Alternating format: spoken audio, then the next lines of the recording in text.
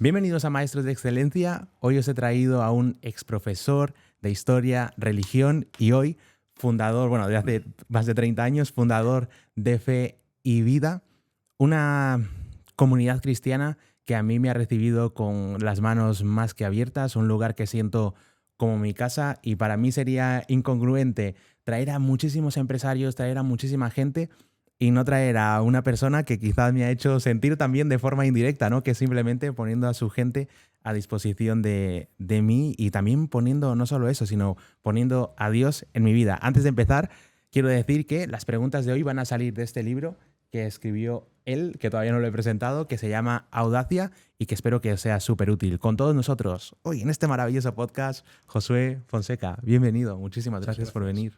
Gracias por la invitación y estoy muy contento de estar aquí. Tengo que empezar con preguntas directamente antes de empezar con tu historia. Y la primera pregunta que te haría es, ¿qué es Dios? Bueno, yo diría que habría que empezar formulando diciendo quién es Dios, ¿eh? Porque Dios no es algo, es alguien, es un alguien personal, que no es humano. Y esto es una cosa que es importante tenerla en cuenta porque muchas veces tendemos a humanizar a Dios y Dios no es humano. Pero Dios es el misterio en el que nos movemos, el que es el origen y el que es el sustento de todas las cosas. Es un misterio. Yo creo que esa perspectiva de misterio es muy importante tenerla en cuenta, porque si no nos acercamos a Él desde esa perspectiva de que es un misterio trascendente, que no es igual que nosotros, aunque esté cercano, nos va a confundir mucho luego. La pregunta que me ha surgido es, ¿por qué sientes que muchas personas cuando van a otras religiones, que suele pasar eso, lo he escuchado varias veces ya, siempre vuelven a la religión cristiana y vuelven a ese Dios cristiano? A ver, yo creo que las personas y las religiones no deben compararse nunca. Cada uno es cada uno. La propia Iglesia Católica reconoce que en otras religiones hay lo que la Iglesia llama semillas del verbo, es decir, incluso hay como una preparación en otras religiones para poder entender después lo que se va a manifestar en Cristo, ¿no? Que es lo que los cristianos creemos. Es decir, no se trata de decir, muchas veces la gente plantea, bueno, ¿cómo sabes que tu religión es la verdadera? No, la cuestión no es esa. Yo creo que esa pregunta está mal planteada. Yo creo que en todas las religiones hay un pozo de verdad en la medida en la que se intentan vivir con autenticidad. Ahora, si me preguntas, ¿da igual cada religión? Es decir, ¿da igual que cojas una religión o que cojas otra? Yo ahí también creo que no. Es decir, yo no soy cristiano porque nací en un país cristiano. Soy cristiano porque creo que en Cristo se manifiesta lo más pleno y lo más cercano que Dios se puede manifestar al hombre. ¿Qué cosas se manifiestan en Cristo? Yo creo que en Cristo se manifiesta el deseo de Dios, o sea, hasta el punto que eso a muchas religiones les cuesta entenderlo, ¿no? Cómo Dios puede hacerse hombre. Bueno, yo creo que es la forma de estar tan cerca, tan cerca, tan cerca, que es encarnarse, hacerse un hombre como nosotros, sufrir como nosotros, vivir la vida como nosotros, darnos o abrirnos un camino de comunicación con Dios y de salvación, y luego encima morir como uno de nosotros, sufriendo como uno de nosotros. Los cristianos creemos que por los pecados de todo el mundo, ¿no? De forma que la salvación a través de Jesús es algo gratuito que Dios nos da. Esto ya sé que puede sonar muy enrevesado y muy teológico, pero es que las cosas profundas Sí, hay que decirlas profundamente. Efectivamente, está muy bien. Y no se puede simplificar. Y no creo que lo simplifiques. Es como que estás completo, como que ya naces completo, ¿no? Dios viene a decir eso, que venimos completos y muchas quizá otras religiones es como que tienes que pasar diferentes pantallas para lograr ciertas cosas. Sí, bueno, cada religión es un mundo en sí. Son tradiciones muy distintas que además vienen de tradiciones culturales muy distintas. Es decir, la cultura también condiciona mucho a la religión, obviamente, y la religión a la cultura. Es decir, son cosas que se interinfluyen mutuamente. Tenías puesto en este libro, en Audacia, creo que es cómo sé que vive Dios hoy, ahora te lo voy a decir, pero ¿de verdad Dios está vivo y actúa hoy? Porque yo la siguiente pregunta que te iba a hacer es ¿cómo sé que existe Dios? Y creo que están correlacionadas. Sí, sí. Bueno, yo creo que la fe Dios siempre habla, es una especie de dicho que siempre procuro recordar, ¿no? Dios siempre habla lo suficientemente alto como para que el que le quiera oír pueda oírle, y lo suficientemente bajo como para que quien no quiere saber nada de él no sepa nada de él. Esto significa que Dios ha escogido un camino que a veces nos parece, a mí por lo menos, me parece misterioso y a veces difícil, ¿no? Es decir, Miguel de Unamuno decía: Dios, ¿por qué no te manifiestas claramente de una vez, ¿no? Para que todo el mundo te vea y los ateos crean? Yo también me he hecho esa pregunta muchas veces, y no sé la respuesta. Yo creo que Dios ha elegido un perfil bajo, de modo que el hombre tenga que hacer un esfuerzo por buscarle. No es una cosa evidente. Ni siquiera cuando le has encontrado o cuando has tenido una experiencia es algo que es evidente todos los días y a todas horas. Es algo como que aparece y desaparece, se manifiesta, deja de manifestarse, ¿no? Y de esta forma se convierte en un objeto que uno tiene que estar siempre buscando, ¿no? El gran poeta cristiano Thompson, él llamaba a Dios, creo que era él quien llamaba a Dios el galgo de los cielos, ¿no? Porque siempre corre y parece que no lo puedes alcanzar. Es una imagen bonita, a mí me gusta. ¿Y por qué, sin embargo, cuando más lo necesitas, Dios siempre aparece para ayudar? Bueno, Dios aparece, pero en formas que no siempre son las que nosotros pensamos, ¿no? Es decir, por ejemplo, yo me he encontrado a lo largo de mi vida he tenido relación con gente que ha pasado por todo tipo de situaciones. Entonces, yo escuché una vez a una madre decir esto. Su chica había sido secuestrada, violada y asesinada. Y ella decía: yo no puedo creer en Dios porque estoy seguro de que cuando estaba sufriendo esta agresión, mi hija le pidió ayuda y Dios no la ayudó. Esta es una objeción potente. Yo no tengo respuesta para esa madre. Es decir, yo no puedo decirle, a ver, yo si hubiera sido Dios la habría ayudado. Yo no soy Dios. Yo lo único que le puedo decir a esta madre es lo siguiente.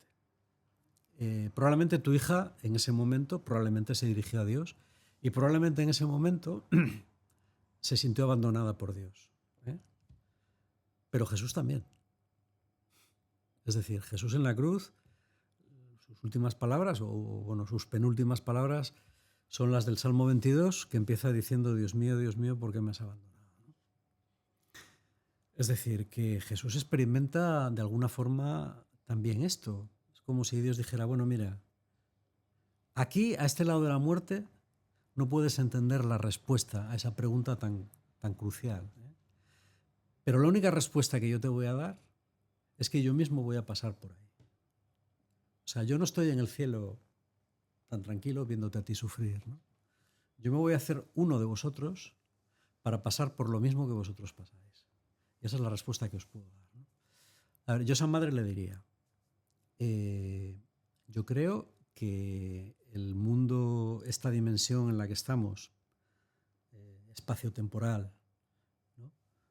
Regida por las leyes de la naturaleza, pasará. Yo creo que la muerte biológica supone el final de esa etapa. Y después viene otra etapa de vida en continuidad con esta. No es una reencarnación, ¿no? Es una etapa en una dimensión distinta. Y en esa dimensión, tu hija y tú os vais a encontrar y vais a ser felices. Y ese sufrimiento, que ahora parece que no tiene ningún sentido, que es gratuito y absurdo, entonces se presentará como algo lleno de sentido. Igual que la muerte de Jesús, que a los ojos de los discípulos parece un fracaso. Tus enemigos te han detenido, te han juzgado, te han condenado, te han matado. Han ganado ellos. Dios no te salvó. Sin embargo, la historia no acabó ahí. La historia no terminó ahí, ¿no? Es decir, Jesús, desde un punto de vista humano, podía haber parecido un fracasado. Sin embargo, al final no fue un fracasado. Es decir, de aquella muerte salió la religión más potente y más influyente de la historia de la humanidad. Es como que forma parte de... Eso es, un plan. forma parte de un plan. Hay un plan. Nosotros a veces captamos partes de ese plan, pero no lo captamos en su totalidad. Y es donde entra la fe. Es decir, la fe es aceptar aquellas partes del plan que no entendemos, que nos parecen incluso absurdas, ¿no? Bueno, pues ahí entra el problema del sufrimiento del que estamos hablando, ¿no? Un niño te dice, joder, es que ¿cómo Dios permite que mi madre enferme de cáncer con lo que la necesito? O se muera. No, ese es un misterio. Es un misterio que haya gente... Yo conocí una vez a un chico egipcio que por ser cristiano, él era abogado, tenía un bufete en una ciudad egipcia, y un día vinieron los fundamentalistas islámicos, se lo quemaron todo y él tuvo que huir del país para no morir y para no abandonar su fe, porque él no quería renegar de su fe. Él puede decir, es que yo lo he perdido todo. Bueno, pues aparentemente sí. Muchas veces cuando hemos estado en Fe y Vida y he escuchado varias de tus prédicas, tú has dicho que quizá ahora sea más fácil ser cristiano, porque no lo has dicho con esas palabras, ¿eh? No, tampoco quiero decirlo textualmente porque no lo recuerdo textualmente, pero que era más sencillo porque ha habido momentos de la historia donde ser cristiano suponía un reto, y un reto que suponía perder la vida en el caso de que te descubrieran siendo cristiano. Claro, claro. Y que sin embargo, habiendo personas que no sabía muy bien las palabras que utilizaste, pero era como que tenían tanta certeza de que Dios era real, de que Dios existía, que estaban dispuestos a pasar por ello con tal de mantenerse en su fe. Es así. Creo que por ahí vas con esto que me estás comentando. Claro, es decir, para mucha gente hoy en día eso es una realidad. Es decir, nosotros aquí en España, en general en el mundo occidental, no tienes problemas, ¿no? Hombre, la gente puede meterse contigo o la religión ahora a lo mejor no es muy popular, pero hay libertad. Es decir, nadie te va a meter en la cárcel por ser cristiano. Esa no es la realidad ahora mismo, por lo menos en 30 o 40 países. En distintos grados puedes perder desde oportunidades de trabajo y promoción hasta la propia vida. ¿Y tú, Josué, cómo sientes tú que Dios existe dentro de ti o cómo sientes que Dios existe? Yo creo que Dios a través de mi vida se ha manifestado en momentos, ¿no?, muy fuertes, y después vives de esos momentos, ¿no? Es decir, vives en fe, vives creyendo lo que crees y vives intentando ser coherente con eso que crees. Pero Dios no es un sentimiento. A veces, sobre todo en ciertas personas, se manifiesta de una manera muy fuerte, sentimentalmente o como algo que puedes percibir, ¿no? Pero la mayor parte del tiempo no es así. Y eso yo creo que es una cosa que tenemos que tener en cuenta.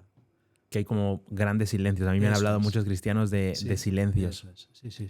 La gente que pretende que todo el día está, ¿por qué Dios me dijo? ¿Por qué tal? Porque por la mañana me levanté y el Señor me dijo. Yo lo respeto mucho. Vamos, me resulta difícil de creer, ¿eh? Por supuesto, tú también puedes vivir en una especie de... crearte una especie de realidad, ¿no?, en ese aspecto como en otro aspecto, ¿no? Es decir, hay gente que cree... yo qué sé, todavía a estas alturas creen los elfos, ¿no? Pues vale. Cada uno cree en lo que quiere creer, ¿no? ¿Por qué Dios aparece? Es más fácil escucharlo cuando nos quedamos en silencio. Esa es una pregunta muy importante. Yo creo que Dios habita en el fondo de cada ser humano, ¿eh? Hay una presencia de Dios.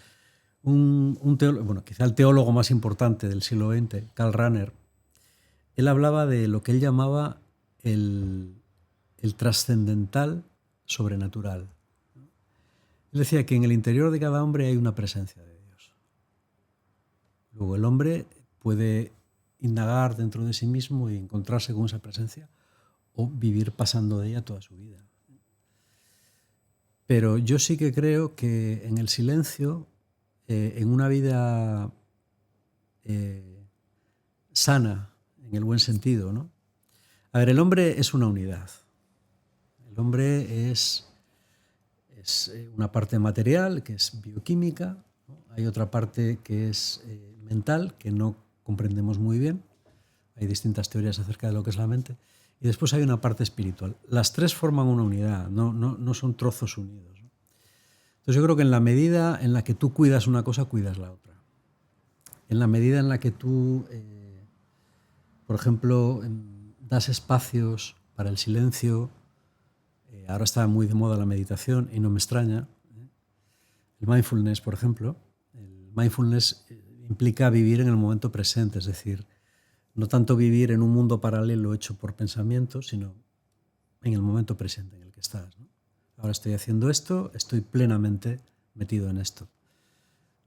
Hay momentos de silencio en los cuales intento parar el ruido de todos los pensamientos, sensaciones y emociones que se agolpan en mi cerebro, en mi cuerpo, y intento centrarme en lo esencial. Es fácil que en esa actitud te encuentres con Dios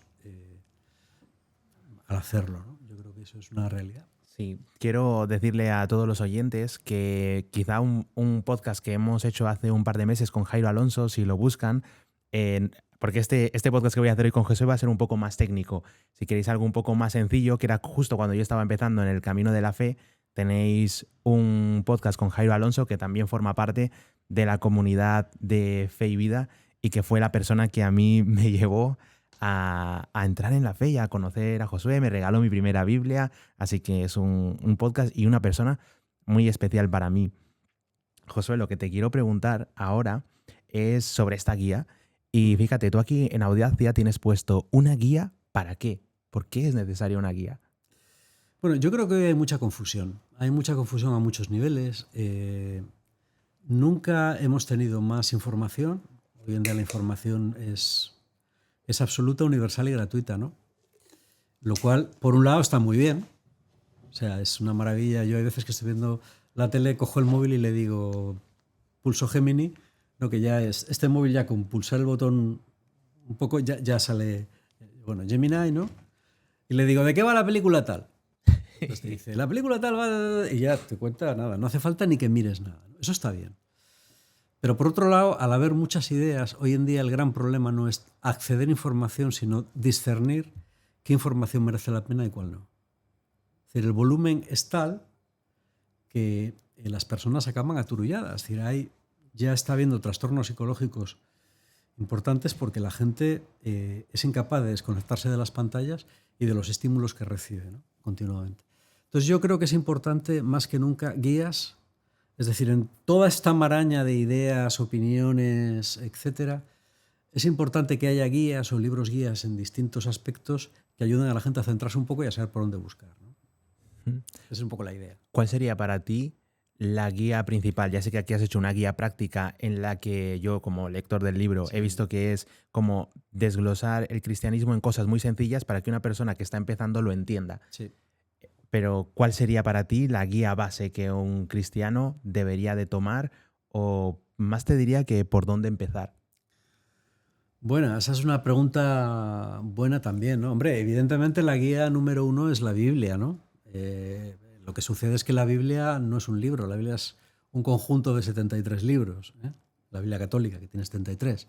Los protestantes suelen tener 66. Lo que pasa es que la Biblia no es un libro fácil. La Biblia tiene partes sencillas, por ejemplo los evangelios o algunos relatos del Antiguo Testamento, pero no es un libro fácil. Yo a la gente le recomendaría que empezara por los evangelios, porque son bastante fáciles de entender. Empiezas por ahí.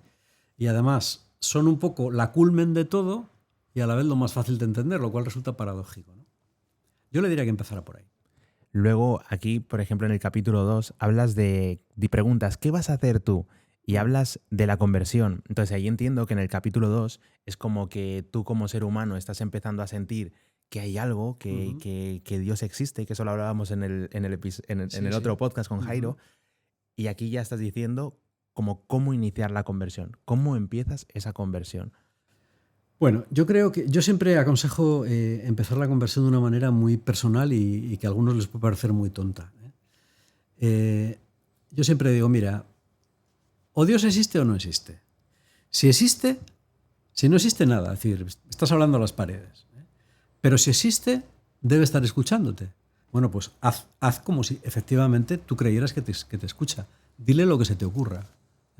Por ejemplo, puedes decirle, bueno, hola Dios, dudo si existes o no, pero si existes, quiero que te manifiestes en mi vida y quiero empezar a tener una relación contigo.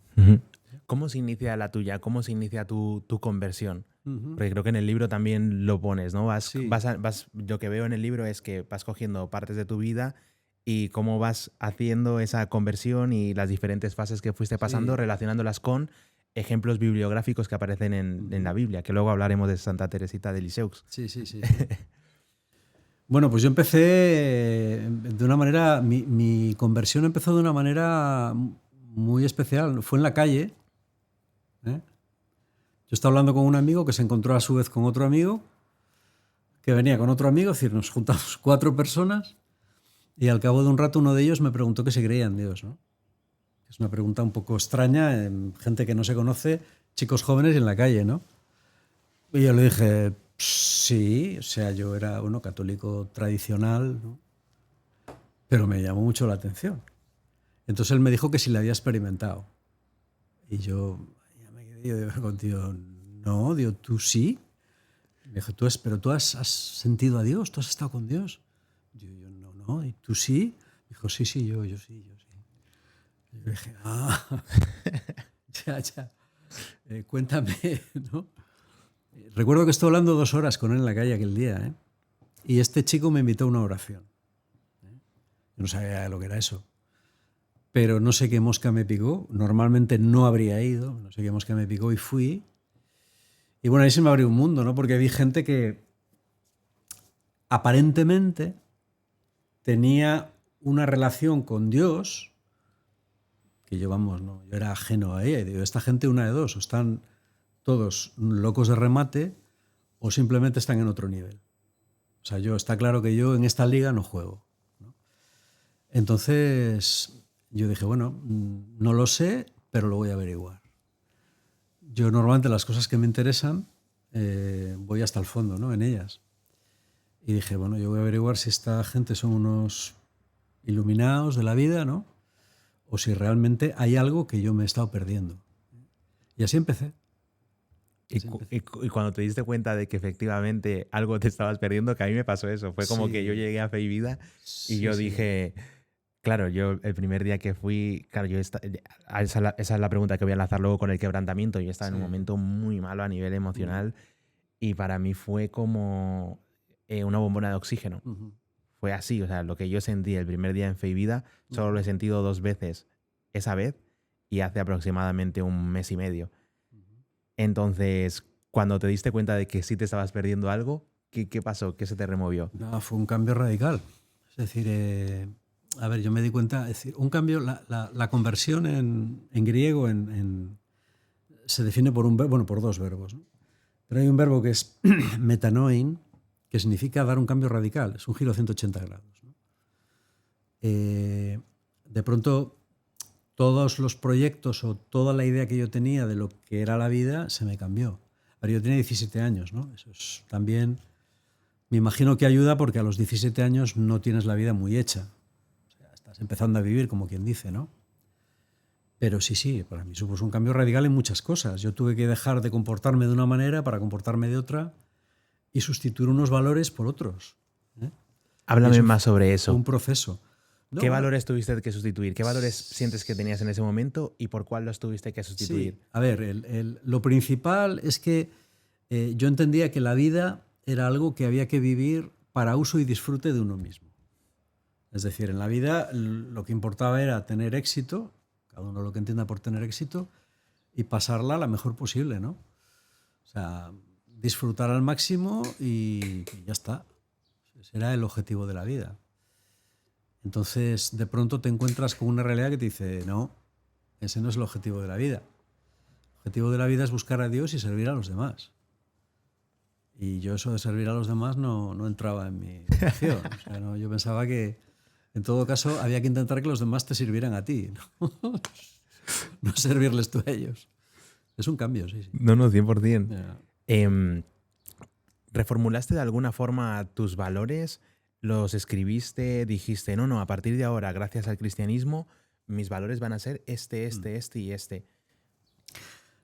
A ver, no fue una cosa, digamos, programada y escrita. A mí me ayudó mucho la comunidad. Es decir, el ser humano es un ser ambiental, ¿no? Es decir, los entornos nos influyen mucho para bien y para mal. Entonces, yo lo que hice fue cambiar de entorno. Yo antes me movía en entornos no cristianos, pues como todo el mundo, pero cuando conocí a esta gente, aparte de la relación con Dios, me llamó profundamente la atención la relación que tenían unos con otros. Porque era una relación como yo no había visto antes. O sea, yo vi, por ejemplo, cómo me aceptaron a mí desde el primer momento sin conocerme. Eso para mí fue un puntazo, porque yo no era lo que estaba acostumbrado.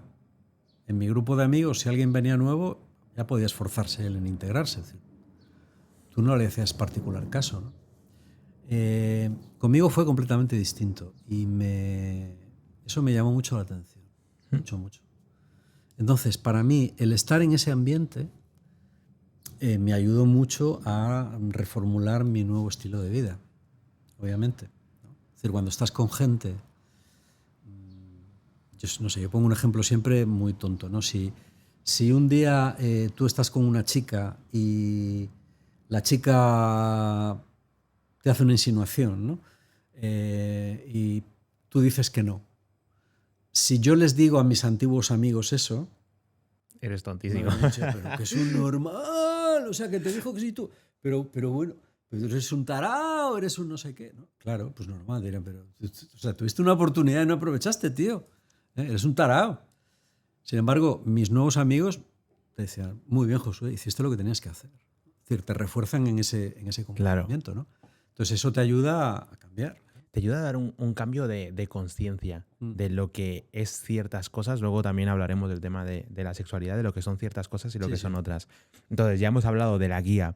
Si Dios está vivo y actúa hoy, si quieres añadir algo de lo que estoy diciendo, añades, ¿vale? Sí, sin problema. Luego hemos hablado de esta conversión, que fíjate, tú no necesitaste quebrantarte por lo que estoy viendo, que ahora me corriges porque fue una pregunta fortuita, pero yo, sin embargo, fíjate, en el capítulo 3 hablas del quebrantamiento. Sí.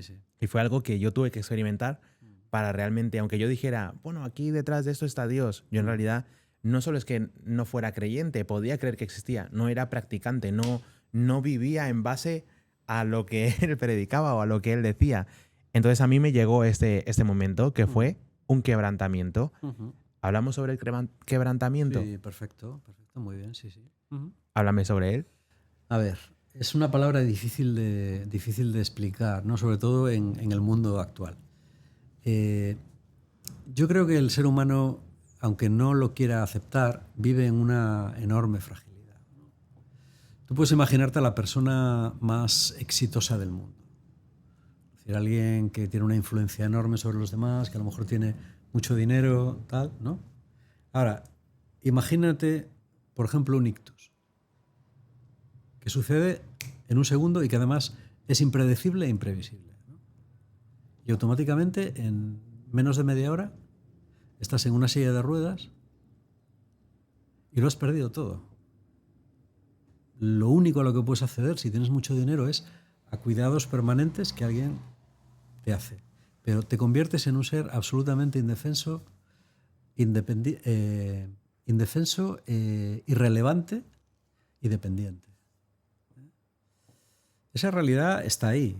Hay gente que vive... A mí me hace mucha gracia cuando la gente dice, no, es un hombre de éxito, ¿no? Digo, sí. Es un hombre de éxito que está caminando sobre la cuerda floja, porque donde menos te lo esperas está un golpe que la vida te puede dar, que todo lo que tú has trabajado afanosamente durante a lo mejor décadas se viene al traste en nada.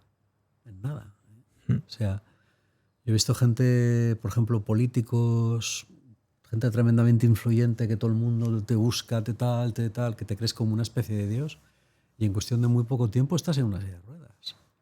Y nadie te va a ver, nadie te llama, nadie nada, porque ya no pintas nada. Ya no tienes ningún tipo de influencia, ¿no? Yo creo que el quebrantamiento es darse cuenta de que no somos nada y de que todos los elementos que la gente o la sociedad considera como elementos de éxito en realidad no lo son. Yo creo que esto es una realidad que todas las filosofías del mundo y todas las religiones han descrito desde hace miles de años, porque es la primera cosa de la que una persona que busca la verdad es consciente. O sea, cuando se dice que cuando Alejandro Magno llegó a la India, después de haber conquistado prácticamente todo el mundo conocido, se encontró con unos monjes budistas y le dijeron: ¿pero qué tierra quieres conquistar si la única tierra que posees es sobre la que se posa la planta de tus pies? No tienes más que esa tierra. Todo lo demás es una idea mental. Esa es una idea muy buena. La única tierra que posees es sobre la que estás posado. Es que es muy complejo porque yo obviamente siento que se nos programa desde pequeños a esa competitividad entre hermanos hoy, ¿no? Sí, sí, sí. Entre hermanos, a ese obtén esto otro para conseguir amor, quizá, o conseguir ser significativo o importante, ¿no? Porque a todos nos gustan quizás esas dos cosas. Sentirnos algo importantes y sentir amor para sentir esa conexión, ¿no? Totalmente. Y fíjate que los otros días yo le pido a Dios siempre dos cosas, ¿no? Y una es que no traiga a mi vida nada que no que me merezca, sino que no sea para mí, que no esté destinado a mí. Eso es lo que le digo. No traigas nada a mi vida que no esté destinado a mí. Y lo segundo que le pido siempre es que no me abandone. Son las únicas dos cosas que le pido, yo creo, cada mañana, ¿no? Es: no me dejes solo, mantente a mi lado, yo no quiero nada si tú estás conmigo. Me emociono porque es algo que mi corazón siento. Sí, sí. Y que cuando él llegó a mi vida, la cambió para siempre. Y Jairo siempre me dice: y quedan más cosas, ¿no? Porque siempre me quedan cosas para aprender. Pero cuando tú estabas hablando de ese quebrantamiento, ¿no? Puede que un empresario, alguien, te esté escuchando y diga: va, ¿qué está diciendo este hombre, ¿no? ¿Qué dirá él, ¿no? De eso que... Y hoy siento que realmente, y sobre todo, no solo tu testimonio, hay muchos testimonios de otras personas que han llegado a eso y que dicen: es que realmente no hay nada. Si no eres capaz de experimentar quizás el ahora o el presente, como le decían esos monjes, que yo creo que se referían a eso con Alejandro Magno, no vas a ser capaz de disfrutar de lo mucho. Sí. Yo creo que hay una... por ejemplo, el comer en restaurantes caros, viajar en primera, subirte a un coche y que sea un coche de lujo, ¿no? Todas esas cosas, yo entiendo que pueden hacerte sentir importante, que la gente te busque, que la gente te adule, ¿no? Pero yo creo que si eres inteligente, te das cuenta de que al final, antes o después, esas cosas son ilusiones. Son como engaños que el mundo monta para mantenernos corriendo en la rueda como un hámster, pero en realidad no avanzamos. Y esas cosas que parecen muy importantes, en realidad no lo son. Yo creo que lo importante está en otro lado. Por supuesto, quien no lo quiera creer, bueno, pues que siga corriendo tras la zanahoria, es decir, ya se dará cuenta. Pero antes o después tienes que tener en cuenta una cosa: lo vas a dejar todo. De lo que hayas conseguido aquí, no te vas a llevar nada. Desnudo naciste y desnudo vas a morir, y no te vas a llevar ninguna de las cosas de las que has disfrutado. Entonces, al final puede que no quieras pensar en eso, pero el final es ese, es decir, y lo sabes. O sea, al final es el quebrantamiento total, absoluto, y es perderlo absolutamente todo, ¿no? Entonces, yo creo que hay que ir preparándose para eso, y creo que eso nos va indicando cuál es el camino correcto y cuáles son las cosas más importantes. Hay un dicho que a mí me gusta mucho, ¿no? Nadie en su lecho de muerte lamentó no haber pasado más horas en la oficina trabajando. Nadie dijo: tenía que haber trabajado más, es que no trabajé lo suficiente. La gente, hay libros interesantes de, por ejemplo, médicos o enfermeras de personas en cuidados paliativos, ¿no? Gente que se está muriendo, y que preguntan a la gente qué lamentan, es decir, qué cambiaría en su vida. Y normalmente las cosas siempre son iguales, ¿no? Es decir, pues haber disfrutado más de la vida, haber estado más tiempo con la familia, haber dicho más a la gente lo que les quería, haber tenido más tiempo libre, más tiempo para estar en la naturaleza. Y si te fijas, esas cosas son gratis, todas. Efectivamente. Es decir, la gente lo que echa de menos en su lecho de muerte no es decir: joder, tenía que haber tenido un coche mejor, ¿no? Nadie dice eso. O tenía que haber trabajado más. Yo creo que en ese sentido, yo lo que opino es que primero, no es tanto ir tú hacia esas cosas, sino ir respondiendo de alguna forma a la llamada de para qué Dios quiere tus manos y para qué se te dieron ciertas habilidades. Por supuesto. Y lo que siento es que tú vas obedeciendo en cierta manera, vas siendo coherente, aunque no todos los días lo consigas, Sí, sí.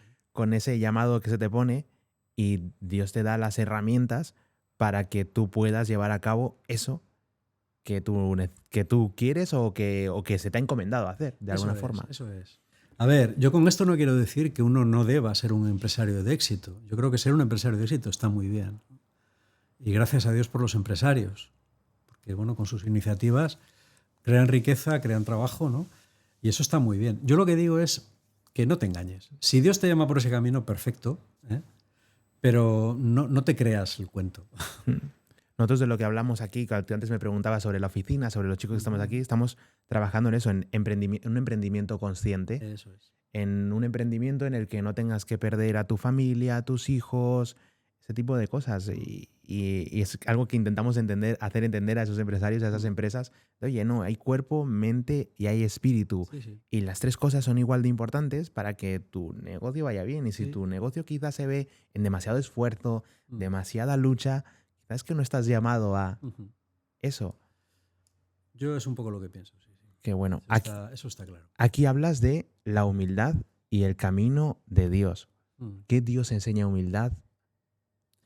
Bueno, yo creo que la humildad es el principio de la sabiduría, ¿no? Es decir, yo he conocido mucha gente a lo largo de mi vida y generalmente toda la gente grande que he conocido era gente humilde. O sea, no... Normalmente cuando una persona está segura de sí misma y está en paz con lo que es una persona humilde. Quien necesita presumir o necesita ponerse por encima de los demás o que necesita gritar para que le escuchen o para intimidar, yo creo que es una persona digna de lástima y que no ha entendido todavía la filosofía fundamental de la vida, ¿no? Yo creo que la humildad es reconocer la contingencia, reconocer lo que somos y lo que valemos. Y a mí hay una frase del Kempis, que es un clásico de la literatura cristiana, un libro de la Edad Media, que me encanta, ¿no? Dice, lo que eres delante de Dios, eso es lo que eres, nada más. Lo que eres delante de Dios, eso es lo que eres. Y nada más, o sea, ya pueden decirte que eres el emperador del mundo. No, tú eres lo que eres delante de Dios. Ya está. Y ese es el principio de la humildad. Quizá cuando has dicho eso se me ha venido a la mente que eres lo mismo cuando estás quizás solo, en tu solitud, el tipo de decisiones que tomas cuando estás solo, lo que haces cuando estás solo, eso es quizá lo que eres delante de Dios. Cuando tú eres tú verdaderamente, no dependes de la consideración que los demás te dan, de la validación que los demás te dan, de los halagos, cuando tú eres tú y eres consciente de lo que eres, ¿no? Sabes que ahora estás, pero dentro de un momento puedes no estar y se acabó todo. Eso yo creo que la fuerza, si lo vives conscientemente, te hace ser humilde.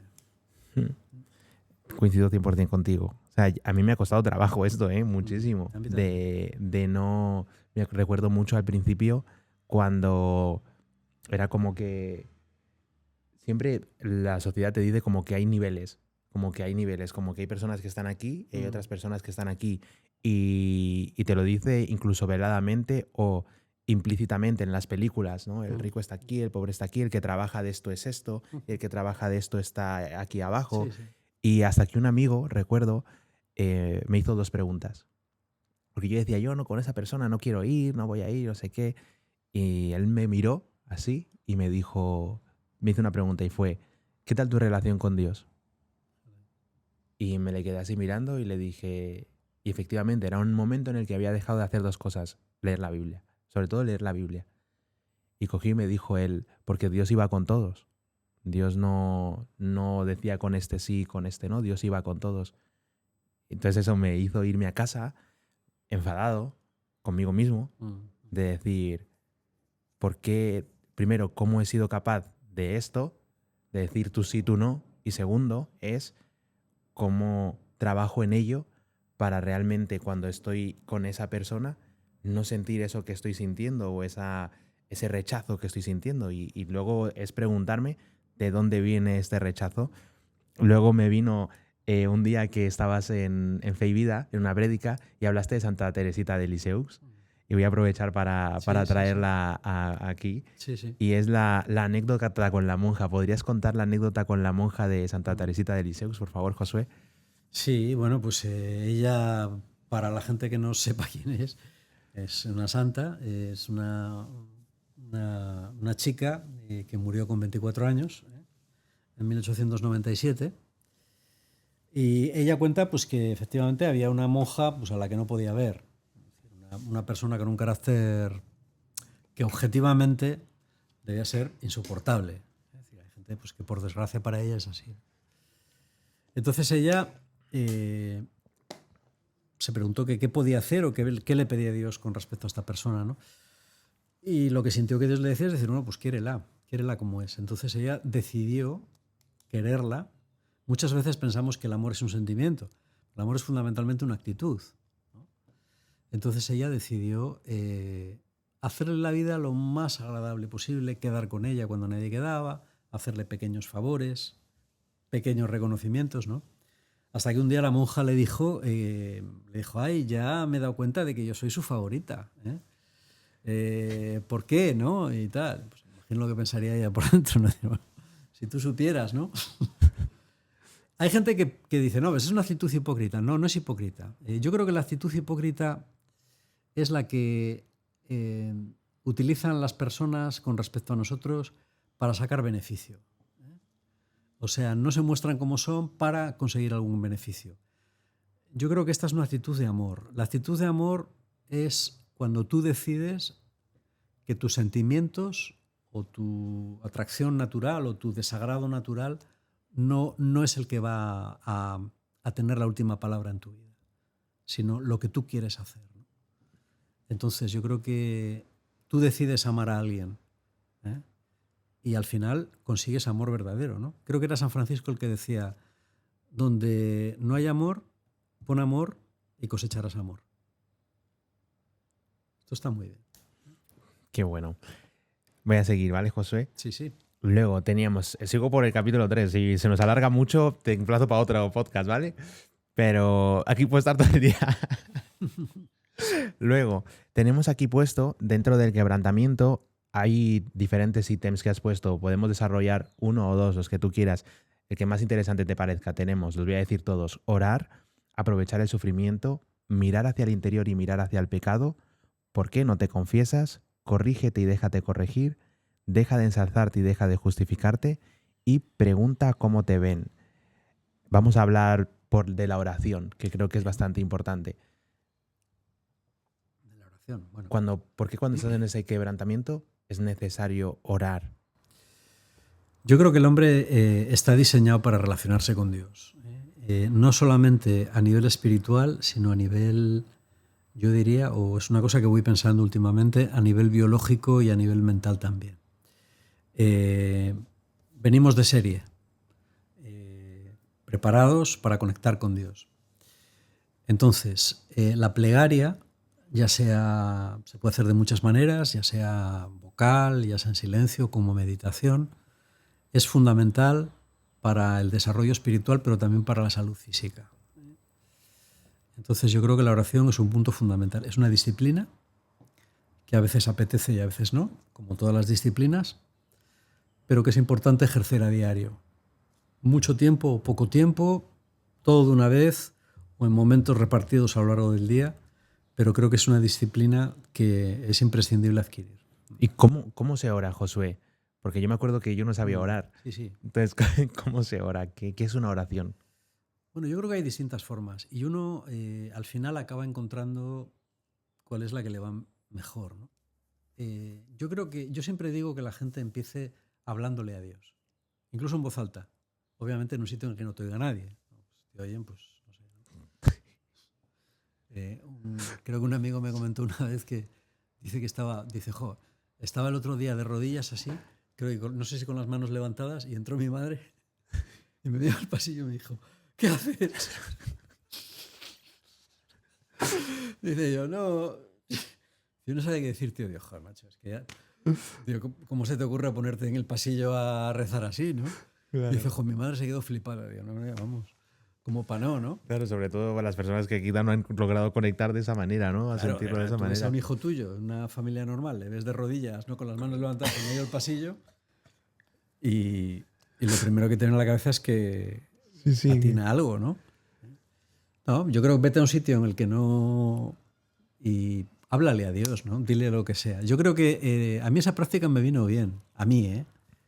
De pronto llega un momento en el que después de hacerlo varias veces o varios días, sientes como que no estás solo. Como que no estás hablando a las paredes. Mm.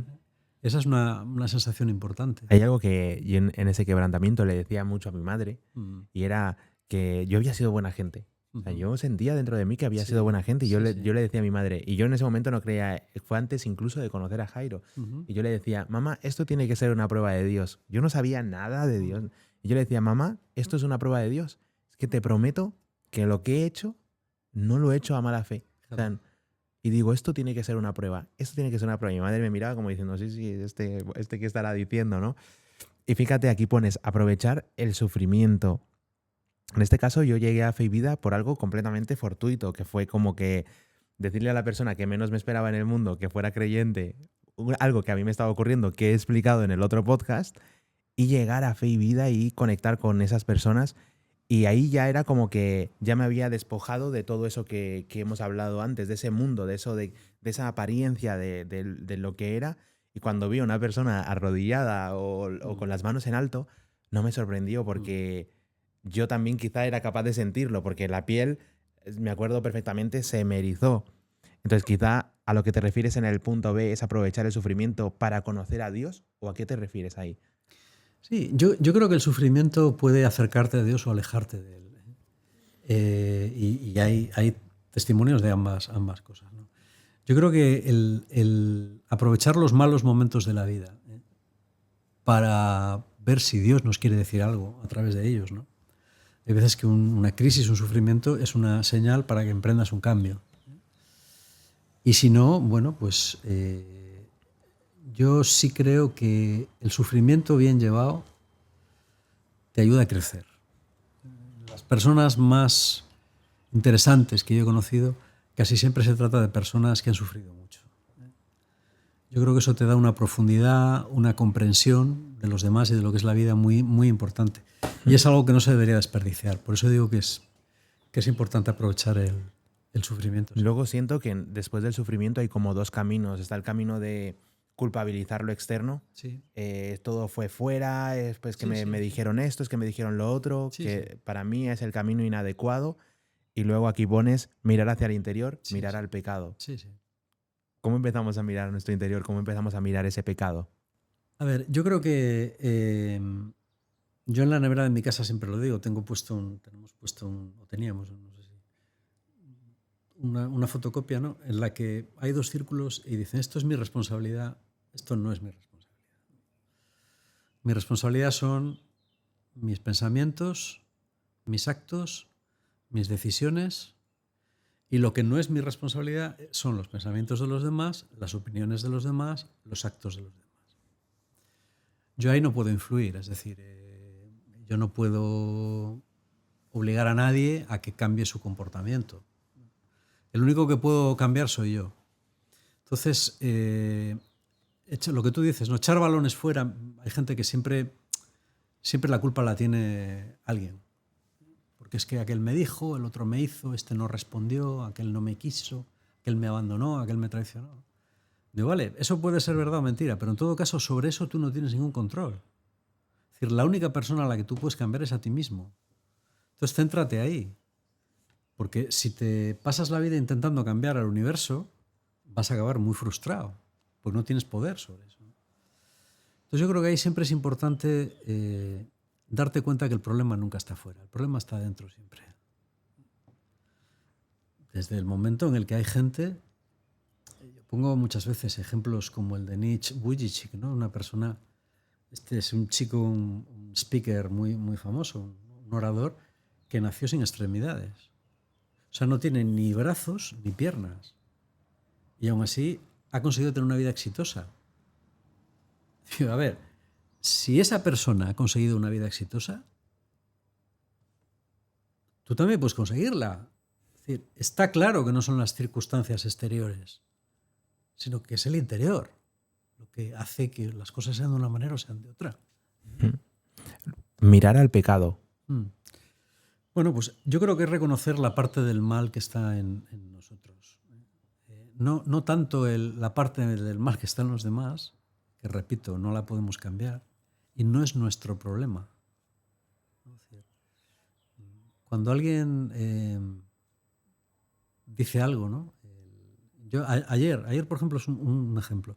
Apareció un artículo en El Debate que se metía con Javier Bardem porque llevaba la camiseta de la selección española en un partido, ¿no? Decía, sí, mucha camiseta española, pero luego esta gente reniega de España y tal, igual. Y a mí, bueno, no me suele gustar mucho poner comentarios, pero aquí puse un comentario y le dije, a mí que Javier Bardem lleve la camiseta de España, que sea patriota o no sea patriota, que piense A o piense B, me da igual. O sea, no es mi problema. O sea, que haga lo que quiera. ¿Entiendes? Lo mismo Javier Bardem que quien sea. Es decir, es que no es mi problema. O sea, yo no, ¿vale? No tengo ni que hablar ni que pensar siquiera en ello, ¿no? Esto es importante. Mira lo que está mal en ti. Generalmente las revoluciones siempre fracasan porque las revoluciones pretenden cambiar a los demás. El revolucionario pretende cambiar a los demás, pero no se cambia a sí mismo. ¿Cómo identificas el pecado dentro de uno? Yo me doy cuenta, me pongo de ejemplo, a mí mismo en los pensamientos, en cuando tengo un mal pensamiento hacia una persona, en cuando siento eso que te he dicho antes de tú aquí y yo allá. No sé si es pecado eso, pero yo lo siento de esa manera, como algo que no es correcto, como algo que ¿cómo puedes identificar? Te diría, fíjate, una pregunta que creo que va a ser compleja y es ¿cómo puedo identificar el pecado cuando no sé lo que es pecado? Sí, esa es una pregunta muy importante. Es decir, la conciencia de pecado en nuestra sociedad está completamente diluida. Yo creo que hay que empezar un poco por el principio, ¿no? A mí el Evangelio me cuestionó mucho, precisamente porque es lo que tú dices.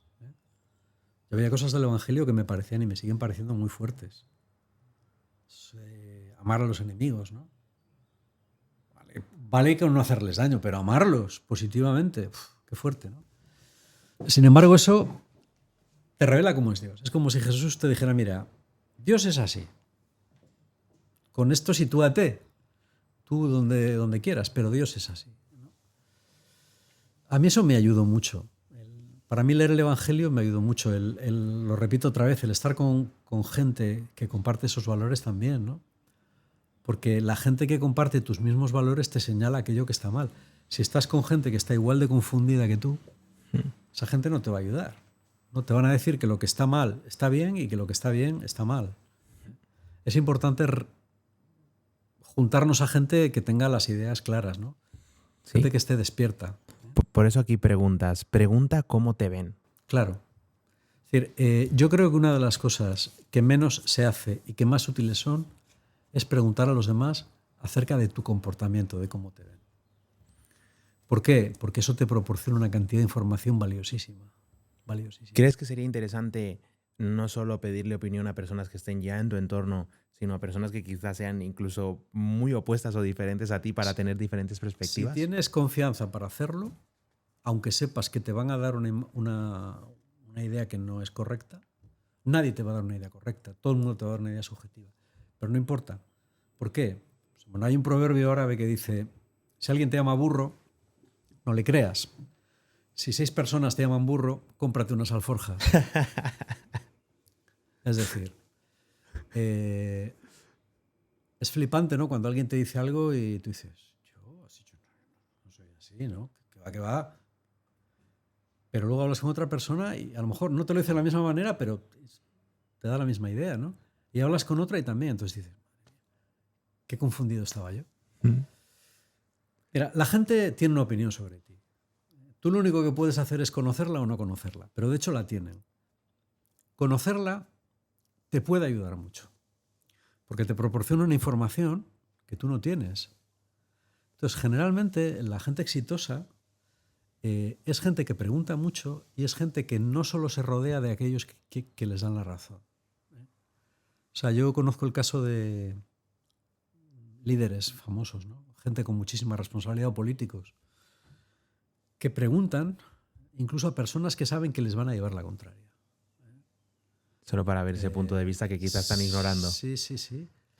Yo sé, bueno, estoy leyendo ahora un libro de Buzz Woodward, ¿no? Sobre el Trump y todo esto, y sé que un asesor le dijo a Trump, señor presidente, usted ha perdido muchos estados en Estados Unidos porque la gente cree que es usted un puto gilipollas.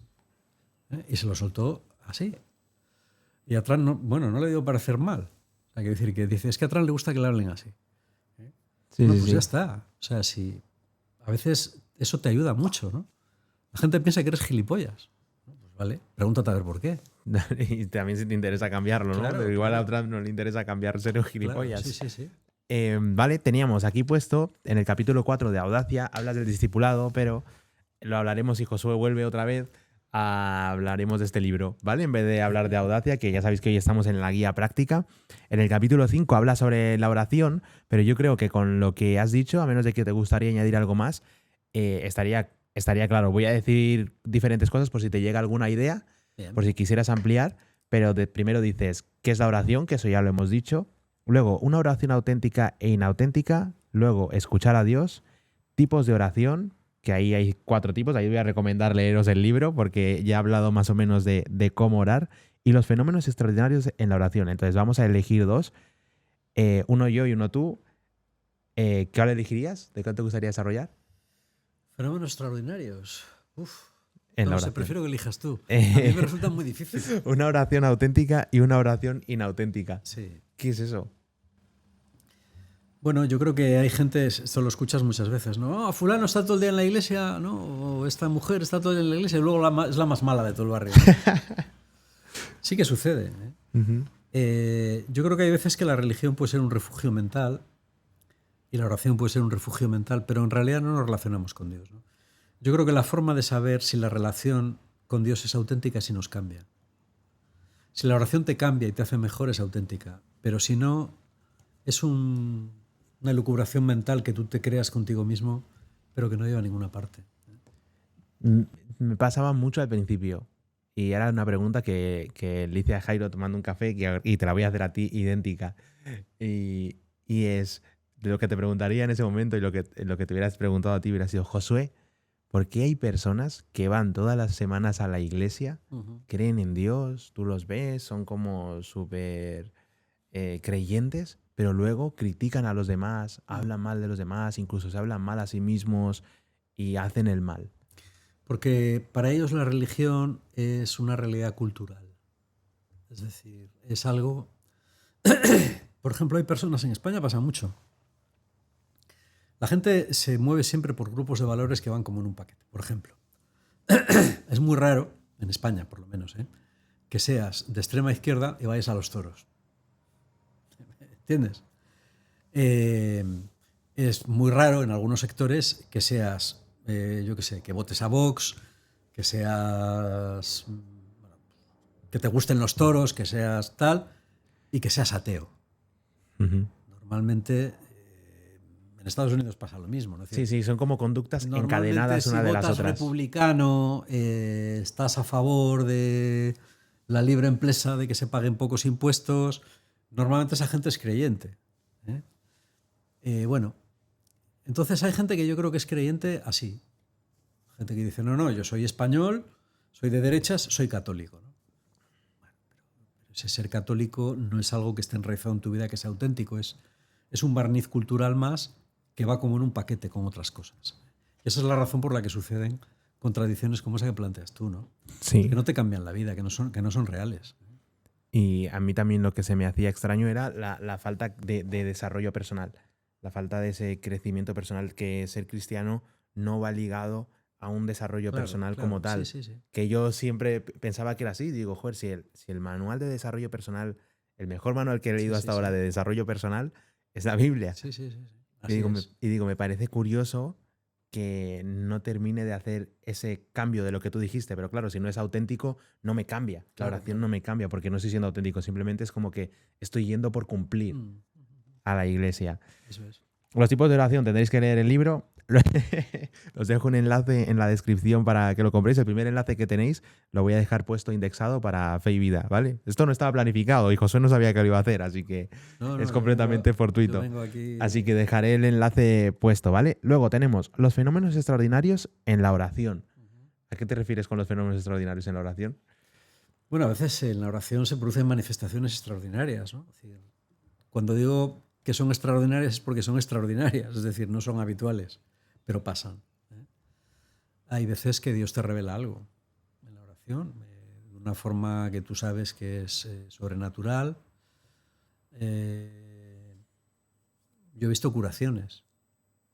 Ya sé que hablar de esto es como, suena No. un poco esotérico y un poco raro, ¿no? Pero, bueno, pero es la realidad. Yo sí creo que, por ejemplo, ¿los milagros existen? Yo creo que sí. Yo creo que son muy raros. Por eso son milagros, o por eso cuando algo raro pasa, ¿no? Decimos que ha sido un milagro, ¿no? Pero suceden. Yo creo que cualquier persona que de verdad, que honestamente se ponga a investigar, se dará cuenta de que hay fenómenos ligados, por ejemplo, a la oración o a la religión, que son inexplicables desde un punto de vista científico. Es decir, son alteraciones inexplicables de las leyes de la naturaleza. Y esto pasa. Se siente mucho cuando estoy en la comunidad y oramos juntos. Es una sensación impresionante, sobre todo si llegas con esa conexión y esa apertura quizás, ¿no? Lo que te decía yo de hace 2 meses y medio, que tuve una experiencia muy brutal. O sea, como si Dios me abrazara el corazón. O sea, eso fue lo que sentí, como si lo estuviera sosteniendo. Pero luego me di cuenta que no solo yo estaba viviendo esa experiencia, porque yo estaba llorando, pero miré para atrás y había otros compañeros que también estaban súper emocionados. Y digo, y lo que salí pensando fue, wow, qué impresionante es sentir esto, es sentirle a él. Yo la primera vez que fui a Fe y Vida no sabría describirte qué fue lo que sentí, pero esa vez, y es la única vez que lo he sentido de esa manera, que realmente un hermano lo dijo en Fe y Vida, en una de sus prédicas, que era como si se lo hubiera puesto a su lado. Sí.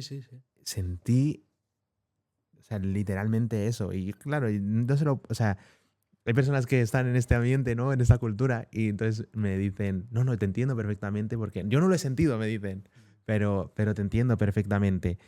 Y eso es impresionante. Yo curaciones todavía no he tenido, claro, yo llevo solo 2 años, todavía no he tenido la oportunidad de ver, o quizá todavía no me haya llegado los testimonios porque todavía no estoy quizás tan metido, tan enraizado dentro de las comunidades o dentro de la fe, pero entiendo que en algún momento podré experimentarlo, podré verlo si es que no lo he experimentado ya. Sí, no, y hay testimonios. Yo, por ejemplo, es un ejemplo muy así, ¿no? Yo el otro día me dio por buscar en internet, porque no, era una cosa de la que no sabía mucho, milagros eucarísticos, ¿no? Milagros relacionados con la Eucaristía. Y nada, pensaba mirar un par de cosas, pero al final acabé metiéndome.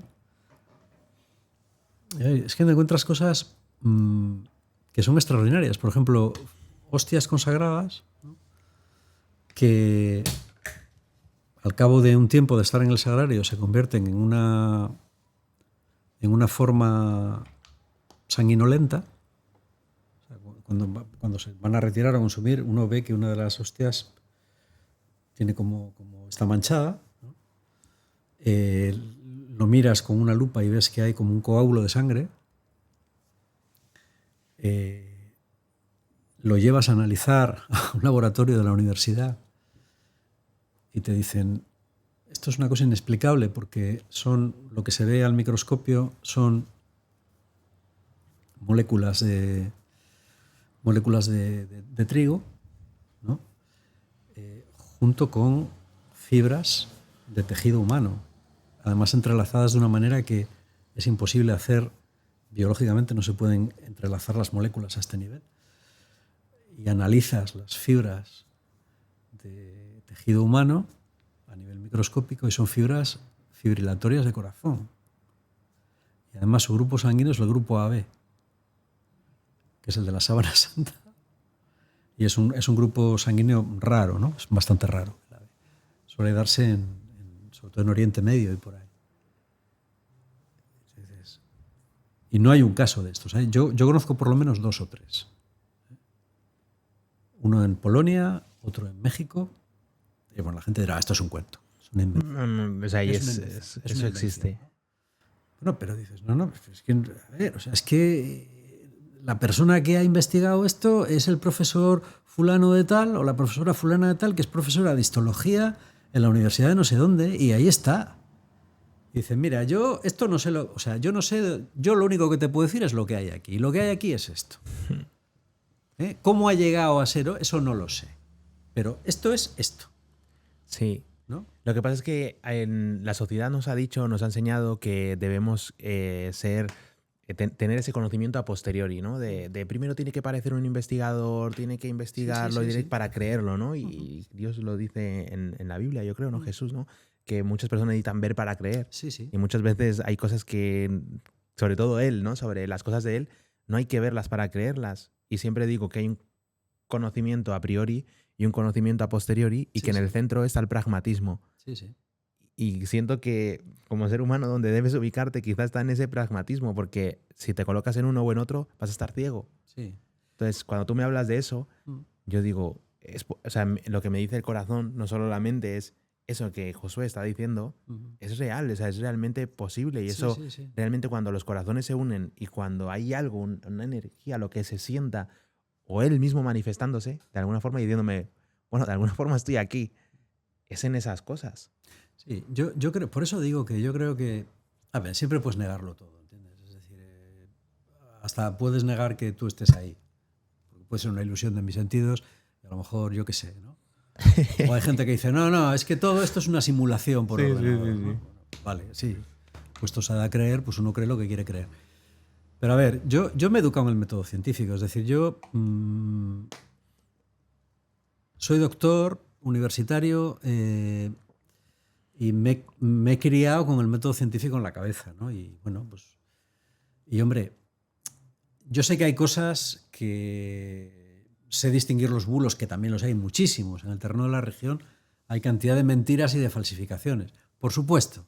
Pero yo no estoy hablando de eso, ¿no? Yo estoy hablando de explicaciones que están hoy en día al alcance de cualquiera.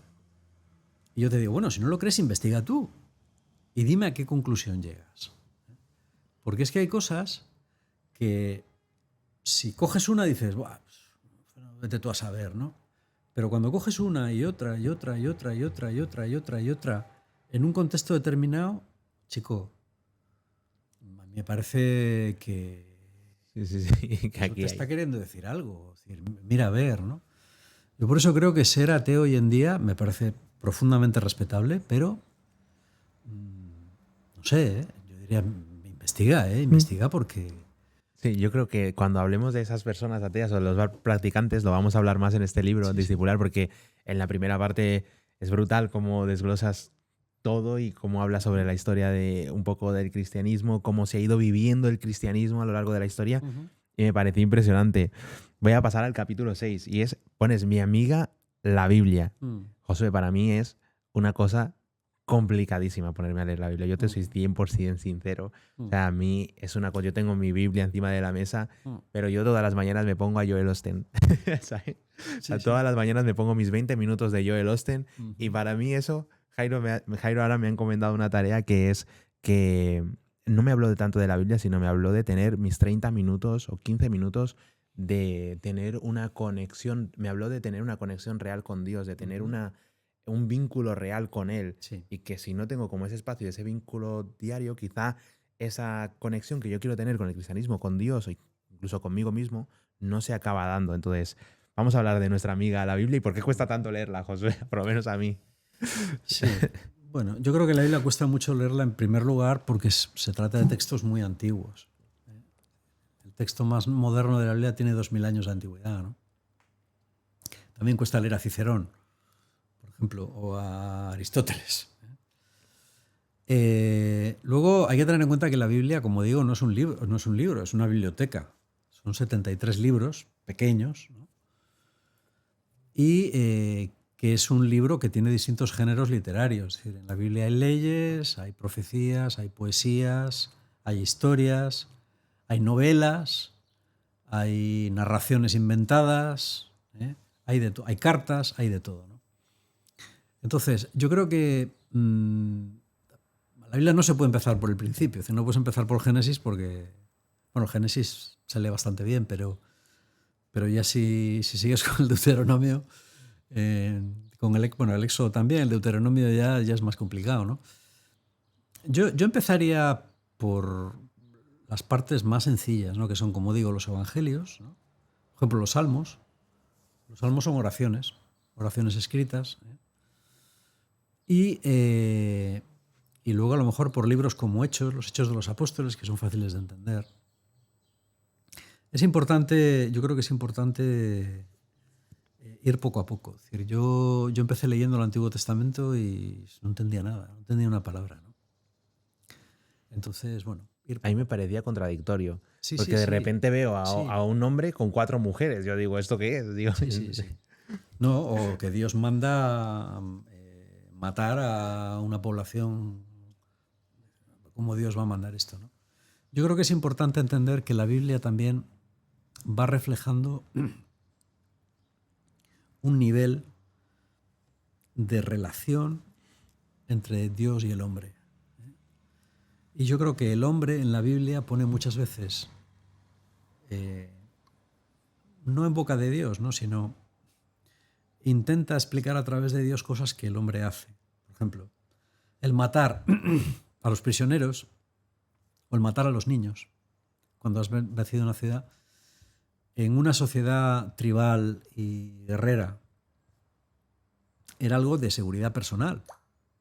Porque si tú no matabas a esos niños, significaba que en 15 años o en 20 años ibas a tener un ejército que te iba a matar a ti. Entonces es un poco como la ley de la selva, ¿no? Dices, vamos a ver, ¿por qué los animales son tan crueles entre ellos? Bueno, porque viven en un ambiente terrible de supervivencia. Entonces, hay que entender que el ser humano, cuando Dios empieza a relacionarse con el pueblo de Israel, se trata de tribus que viven una situación de violencia cultural extraordinaria. No hay civilización como nosotros lo entendemos. Por ejemplo, la ley del talión, ojo por ojo y diente por diente. La ley del talión, que hoy nos parece una barbaridad, en tiempos del Antiguo Testamento supuso un primer paso importantísimo hacia el derecho. Porque significa que si tú me sacas un ojo, yo te saco un ojo, pero no te mato. Y así evito que por un puñetazo empiece una guerra tribal que va a acabar con todo el mundo. Es un paso adelante. Hoy lo vemos como una barbaridad, sí, claro, pero hoy, en aquella época fue un adelanto, ¿no? Entonces Dios va poco a poco poniendo, adaptando su pedagogía, va teniendo una pedagogía con el pueblo de Israel, ¿no? Y le va revelando poco a poco qué es lo que quiere hasta Jesús, que es la revelación máxima, ¿no? Por eso siempre la Biblia hay que leerla desde los evangelios, que es la revelación de Dios, ¿eh? Y por eso hay cosas, pues eso, ¿no? El tener 4 mujeres, o el repudiar a la mujer, o el matar a, yo qué sé. Creo que en el Antiguo Testamento también está cuando meten sus hermanos en un pozo a José. Sí. ¿No? Sí, o le venden como esclavo, ¿eh? O sí, pero si tú lees, por ejemplo, los libros de la ley, ¿no? El Éxodo, Números, Deuteronomio y Levítico, hay leyes terribles. Dice, Dios dijo, harás esto y matarás a este y tal, igual. Y dices, esto es una barbaridad, ¿cómo lo va a decir Dios? Bueno, es la mentalidad de esta gente, ¿eh? Y aunque parezca mentira, esas leyes que nos parecen brutales eran un adelanto con respecto a lo que esa gente vivía. Por eso la Biblia es difícil, pero es que hay que entenderla bien, ¿no? Hay una revelación que se va haciendo progresivamente, desde el Antiguo Testamento subiendo, ¿eh? Hasta llegar a Jesús. Así dicho en pocas palabras. Qué brutal. Tengo aquí puesto que la Biblia es una palabra viva. Sí. Yo hay veces que leo un salmo y digo, esto, yo no sé quién lo escribiría, pero esto es como si alguien lo hubiera escrito hace 2500 años para mí. Me habla. O sea, de pronto hay unos versículos que dicen, esto es para mí. Por eso digo que está viva.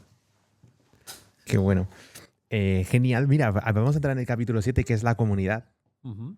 que aquí preguntas, ¿la comunidad de verdad es necesaria? Siempre la gente me pregunta sobre fe y vida y me dicen dos cosas, ¿vale? La gente que no conoce la fe, ¿eh? Lo primero que me dicen es la secta a la que tú vas, Es una secta. ¿vale? La secta a la que tú vas. Y lo segundo que me dicen siempre es la gente que tiene, que quizá más curiosa y se interesa por ello, me dice, y yo nunca sé responder porque yo sé que somos una comunidad católica, creo, pero ahora me lo vas a responder tú, que para eso eres el fundador, Josué. Sí, sí. Entonces siempre me dicen, pero es católica, es evangélica, creen en Cristo, en el Cristo como católico, porque yo todavía no sé muy bien la diferencia entre el cristiano católico, el cristiano a secas. Todavía me pierdo un poco ahí. ¿Podrías ayudarme a definirlo? Sí, bueno, vamos a ver, los cristianos al principio eran un grupo. En la Edad Media, bueno, ya desde el principio hubo distintas divisiones, y hubo lo que se llaman herejías. Herejías es gente pues, que empieza a decir cosas, pues, que se le da un poco la... y que empieza a decir cosas que no tienen nada que ver con el mensaje original, ¿no? Yo creo que el cristianismo es una religión que, como todas, esto pasa en todas, ¿eh? En todas, absolutamente en todas. Es decir, en el cristianismo hay distintos grupos, en el budismo hay distintos grupos, en el hinduismo hay distintos grupos, en todas. En el cristianismo la primera gran división se produjo en la Edad Media, ¿no? Cuando digamos que el cristianismo global se dividió en dos, los cristianos de Oriente, que son los ortodoxos de hoy en día, y los católicos, que siguen siendo católicos, que prácticamente la diferencia fue más política y territorial que teológica. Es decir, ortodoxos y católicos básicamente creen lo mismo, ¿eh? Sí que los ortodoxos no admiten la autoridad del Papa, no admiten que haya un Papa que gobierne sobre todo el mundo, eso no lo admiten. Pero vamos, lo demás es todo muy similar. Y luego hubo otra gran división en el siglo XVI con los protestantes. La división protestante fue de más calado porque quienes la empezaron, una serie de gente en distintos países a la vez, sostenían que ciertas verdades de la fe católica no eran así. Por ejemplo, que el sacerdocio existiese, ¿no? Decían que no había sacerdocio, que no había sacramentos, o que si había dos nada más. ¿Cuáles son los dos sacramentos que sí decían que había? El bautismo y la cena, lo que sería la Eucaristía para los católicos. Eso algunos, otros dicen que no, que ninguno, ¿no?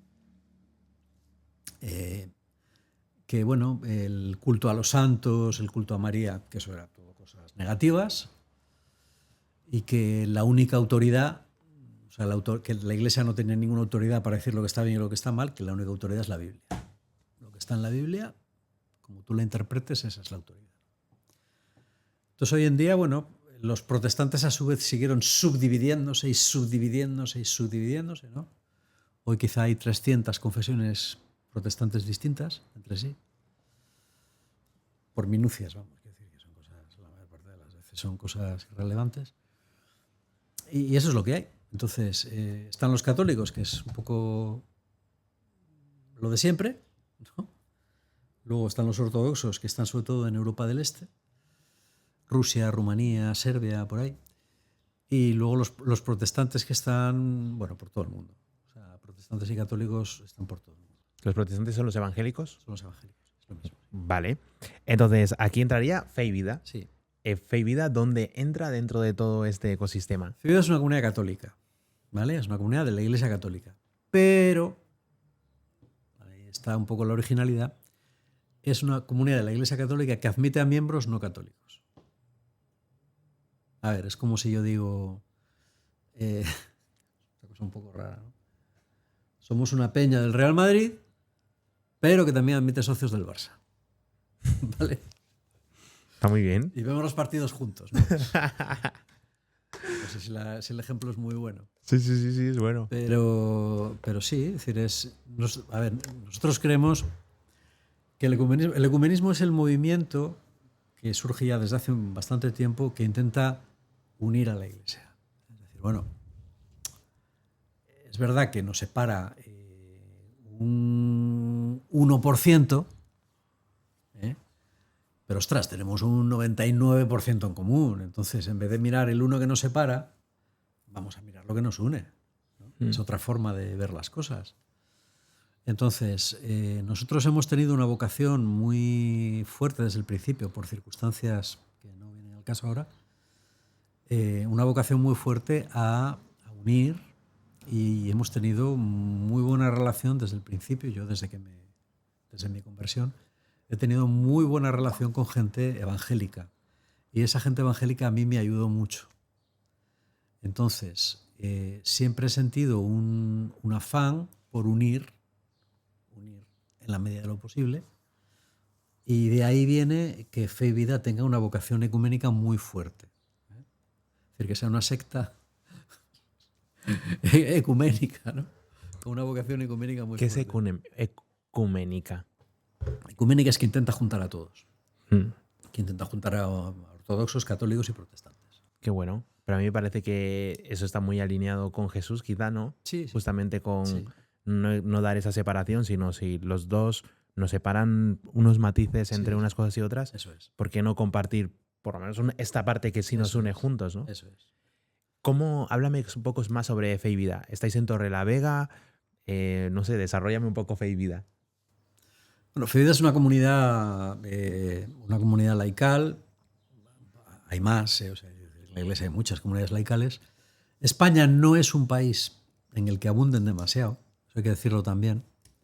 Por ejemplo, en Francia o en Italia o en el Reino Unido hay muchísimas más. Ya no digo nada si nos vamos a Brasil, por ejemplo, en Brasil. Brasil es el país que probablemente más tenga a día de hoy. Entonces, bueno, son comunidades de laicos predominantemente, ¿no? Que tienen una visión particular. Por ejemplo, en el caso de Fe y Vida, pues puede ser esta del ecumenismo, junto con otras cosas, que se juntan y que tienen una estructura y que están aprobadas por la Iglesia.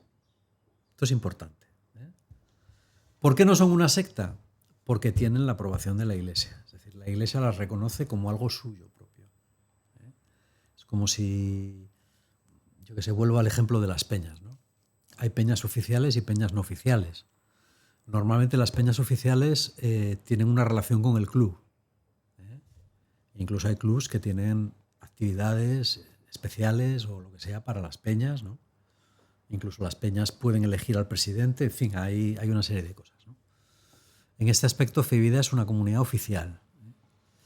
¿Dónde está? Pues ahora mismo está en España, está en distintos lugares. Hay lo que nosotros llamamos núcleos, que se juntan una vez a la semana. Tenemos un núcleo en Torrelavega, en Cantabria, otro en Burgos, otro pequeñito en Parla, al sur de Madrid, otro en Valencia y otro en Granada. Con Alejandro en Valencia le mando un saludo. Sí. No sé si debería hacer algo a nombres propios, pero como me ha tocado con él en la célula en la que me encuentro, pues le mando un saludo a Alejandro. Un saludo. Y luego hay gente dispersa de la comunidad por toda España. Entonces, son esos, sí. Vale, entonces tenemos... Perdón, y un grupo, vamos, ahora mismo tenemos un embrión de un pequeño grupo también en Argentina, en la ciudad de Córdoba. Qué bueno. Entonces, vale, yo voy a hablar de mi experiencia y tú vas desarrollando un poco lo que es Fe y Vida, porque yo creo que desde ahí te va a salir bastante mejor, porque claro, Josué lo ha dicho como si mucho entusiasmo, pero para mí es algo que es muy me entusiasma mucho hablar de Fe y Vida, porque es un lugar al que yo espero ir cada viernes. Ahora mismo no estoy acudiendo, motivos personales, pero yo espero ir cada viernes. Para mí es un oasis y conectar con las personas que estoy allí, pues es mi otro oasis, ¿no? Es poder hablar con ellos, cómo te hacen sentir. Y ahí yo ahora lo sé, pero en ese momento no lo sabía y nunca lo percibí como tal. Y es que hay personas que se encargan de la acogida. ¿Cómo es eso? ¿Cómo es que tenéis personas que cuando tú llegas a Fe y Vida se encargan de esa acogida? ¿Y por qué es tan cálido? ¿Por qué sentí que eran como amigos míos de siempre? Hombre, yo creo que si una comunidad cristiana tiene que mostrar algo, yo creo que tiene que mostrar precisamente esa acogida que Dios nos hace a todos, ¿no? Entonces, yo creo que es importante que todo el mundo se sienta bienvenido. Para mí fue muy importante. Es decir, si yo humanamente no me hubiera sentido acogido, yo no habría seguido. O sea, por muy espiritual que me pareciera la gente, si tú vas a un sitio, pasan de ti, pues hombre, no vuelves, ¿no? Es decir, eso es lo más normal, ¿eh? Entonces, yo creo que mostrar acogida a la gente de una manera natural, pero cálida, y yo creo que se trata de algo importante y algo que me parece que es muy necesario en esta sociedad, porque cada vez hay más gente que se siente sola y que se siente descartada. Entonces, que tú puedas ir a un lugar en el que alguien, por lo menos alguien, te pregunte, ¿qué tal estás? ¿Qué tal te ha ido esta semana? Es algo ya profundamente terapéutico, ¿no? Y sanador. Eso lo procuramos sí, con mucho Y sobre todo interés. que yo lo sentía que no, aunque sé que hay personas, ahora sé que hay personas designadas que va a hacer esa persona Sí, primera acogida, sí, sí. son personas que lo sienten de forma muy Sí, hay natural, gente que se apunta. que naturalmente son Sí, así, sí, sí, de sí. abrazar a los A ver, lo demás. hace todo el mundo. Pero hay veces, que es lo de siempre, los unos por los otros y la casa sin barrer. Hay veces que si no estás pendiente, te pones a hablar con alguien que conoces y a lo mejor el que ha llegado nuevo, no por mala intención, sino que, bueno, pues pasan los minutos y no te das cuenta, ¿no? Entonces, por eso decidimos que hubiera un grupo, decir, oye, vosotros vais a estar especialmente atentos a que si viene alguien nuevo se sienta acogido. ¿eh? No vaya a ser que por casualidad nadie vaya donde ellos, nadie se acerque a ellos y sientan que aquí nadie les hace caso. Dos cosas que me sorprendieron de Fe y Vida cuando empecé. Mm. La primera fue que no había una barrera. O sea, yo normalmente cuando había ido a sitios, no voy a decir nombres propios, cuando había ido a sitios relacionados con Dios, con Cristo y demás, siempre lo primero era una ansiedad por tienes que volver. Este es tu lugar, este es tu sitio, este es tal, no sé qué. Es que si no ibas, te escribían por WhatsApp, o sea, Ya. oye, ¿por qué? No sé qué, oye, tal. Y Sí, yo sí, digo, sí, esto sí. más que una comunidad o seguir la fe, esto es una estrategia de marketing. Mm. Y yo lo primero que sentí en mi vida fue, claro que sí, Brandon, ven, te acogemos, te abrazamos, genial, pero es como, vuelves si te da la gana. Sí, sí. Sí, sí, sí. Sí, yo creo que eso es lo que diferencia también a un grupo cristiano normal de una secta. Es decir, la secta quiere algo de ti. El grupo cristiano no quiere nada de ti, quiere ofrecerte algo, ¿no? Luego tú si quieres, te sumas a aportar, pero no esté como una presa, ¿no? Sino, bueno, pues es alguien que viene y alguien que, oye, pues si le interesa ya volverá, pero que se sienta libre. Yo creo ¿De que eso dónde es... viene esa idea? ¿Siempre lo tuvisteis claro? ¿Al principio no? Porque también otra cosa que he escuchado en tus prédicas es que en Fe y Vida no hay un molde, no hay un método. Sí, yo creo que esa es otra cosa también que distingue a un grupo sano, por decirlo de alguna manera, de una secta, ¿no? La secta crea clones, aunque sean clones muy majos y muy simpáticos, pero clones. Todos piensan igual, todos hablan igual, todos se comportan igual y todos creen lo mismo, ¿no? Nosotros hemos procurado, incluso dentro de la propia comunidad, mantener una sana diversidad. Yo creo que no todo el mundo vota igual, no todo el mundo viste igual, no todo el mundo piensa igual con respecto a todo, pero sí que hay una serie de cuestiones fundamentales que nos unen, ¿no? Y nosotros pensamos que esa diversidad es buena. Es decir, de forma que cada uno, o sea, nosotros no queremos que tú cambies tu manera de ser o tu manera de pensar por venir a la comunidad. Nosotros lo que queremos es que tú recibas la iluminación de Cristo que te va a ayudar en tu vida, en la que ya tienes, y que es la que tienes que seguir viviendo. Obviamente si te hace bien.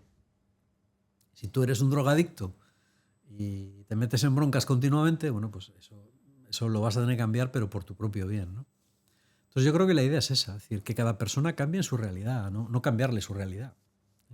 Eso me pareció brutal. Y lo siguiente fue, y es que siempre que vas, incluso me ha sorprendido también en la iglesia católica, y es que siempre que uno va a este tipo de eventos cristianos o lo que sea, siempre pasan el cepillo. Y eso no significa que yo sea tacaño ni nada de eso, sino Sí. que yo pensaba en las personas que no tienen nada. Y yo decía, si una persona que no tiene absolutamente nada, pero ni un euro, viene aquí a la Nueva Fe y Vida, a la iglesia, Sí, y me pasan el cepillo, esa persona se va a seguir sintiendo mal te sientes mal. porque no puede aportar un euro o 50 céntimos para un cepillo y sin embargo sí quiere conectar con Dios. Sí, bueno, son costumbres antiguas. Hay iglesias que no lo hacen, ¿eh? ¿Me dices cómo vas de la voz? ¿Vas bien de la voz? Bueno, Bebe un poco de agua y si quieres te doy yo un poco de descanso. no te preocupes. Que yo también puedo hablar. Lo que pasa es que está súper interesante. O sea, este podcast está siendo súper interesante, Josué. Y yo siento que cuando yo llegué a Fe y Vida, me sorprendían todas estas dinámicas, porque era algo completamente distinto a todo. O sea, yo había tenido la oportunidad de ir a iglesias, de entrar en el catolicismo muchas veces, pero siempre me había parecido que me querían encerrar dentro de un marco. Y a mí no me gusta que me encierren dentro de un marco. Por mis características innatas, personales, individuales, en el momento en el que a Brandon le pones un marco y le dices, no te salgas de este marco, Brandon va a decir, que no me salga de este cuadrado, tú tranquilo, que si no hay que salirse, yo me voy a salir 4 veces del cuadrado. Sí, entiendo. Pero porque esa es una rebeldía que tengo dentro. De hecho, muchas veces estaba hablando el otro día con Jairo y le digo, Jairo, al principio, Alejandro debe estar escuchando esto y va a decir, menudo el Brandon. Y digo, sentía esto con Alejandro, ¿no? Que era como, claro, tienes que aceptar la autoridad de una persona de la que te está discipulando. Y yo le digo, joder, Jairo, y es que eso, al principio era como que me costaba, obviamente es el ego, una parte, estás acostumbrado a educar, eres entrenador personal, lo que sea, ¿no? Ahora ya genial con Alejandro y todo bien, pero al principio me costó eso. Y me mira Jairo y me dice, pero yo no creo que Alejandro te esté pidiendo mucho. Y le digo, no, si en verdad no me ha pedido nada. Claro. No me ha pedido que haga nada. Y nada, aprovecho este inciso para meter esta anécdota, darte descanso y que sigamos hablando de la comunidad. Sí. Estábamos hablando del cepillo. Sí, que no pasamos el cepillo. No vas a ver cepillo.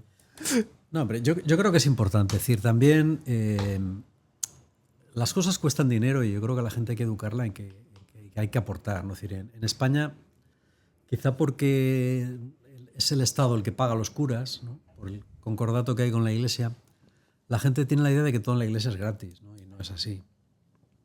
Pero también es importante lo que tú dices.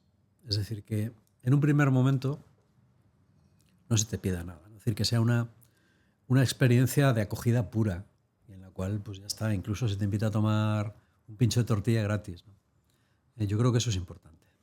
Luego he visto que en la página oficial de Fe y Vida tenéis todas las cuentas de la comunidad.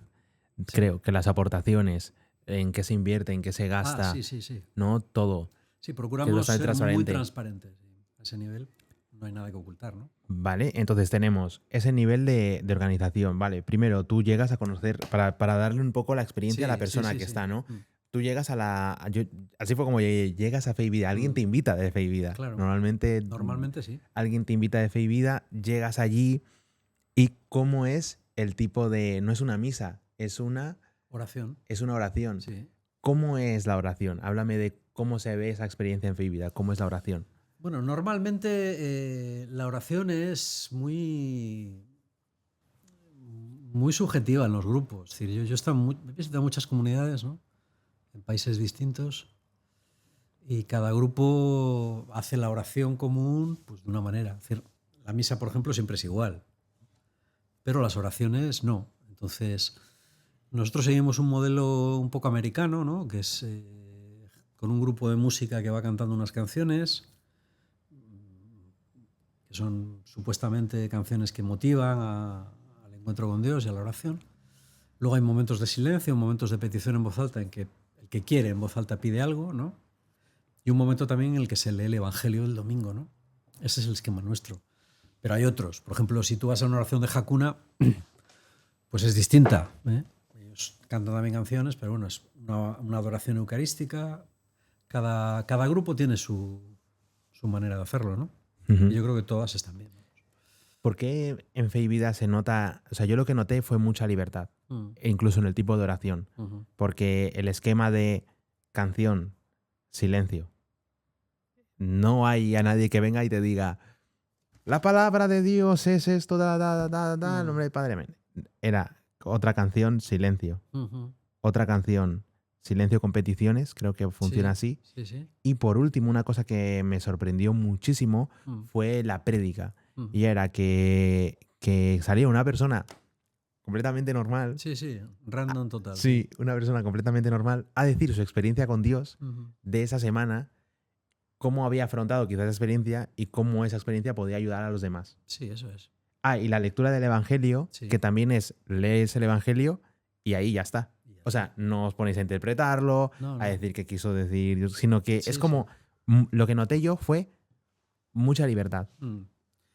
Sí, es lo que se pretende, ¿eh? Es decir, nosotros ya hemos dicho antes que tenemos un esquema organizativo y de trabajo muy basado en la libertad individual, ¿no? Y en el crecimiento personal y en que cada uno vaya encontrando su lugar a su manera.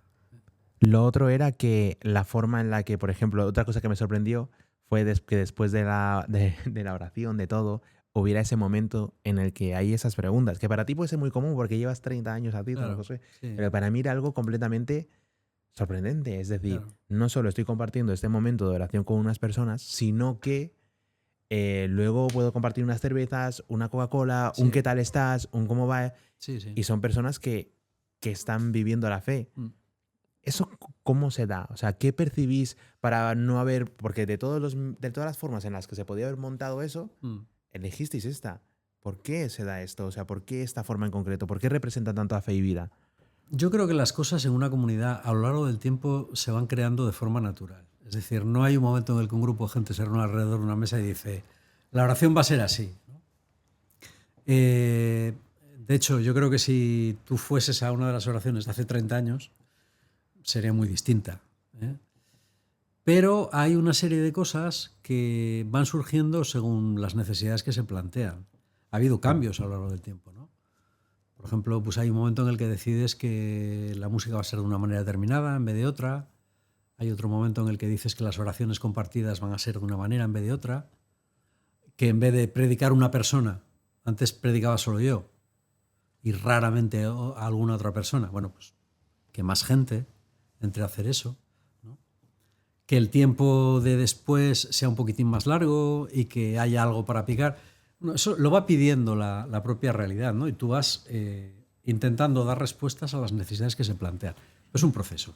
En Torrelavega es todos los viernes a las 8 de la tarde. En todos los sitios Aquí en es todos los viernes a las 8 de Vale, la vale. tarde. En todos los sitios es Sí. todos los viernes a las 8 de la tarde Hasta en Argentina, creo. por si alguien quiere ir o quiere presentarse allí o que escriba en el Instagram Sí, sí, sí. de Fe y Vida Online si quiere conocer la comunidad Eso o si es. quiere conocer a Josué. Quiero ser respetuoso con tu tiempo antes de seguir. ¿Puedo Sí. seguir? ¿Puedo continuar? Bueno, ¿cuánto tiempo más? No lo sé.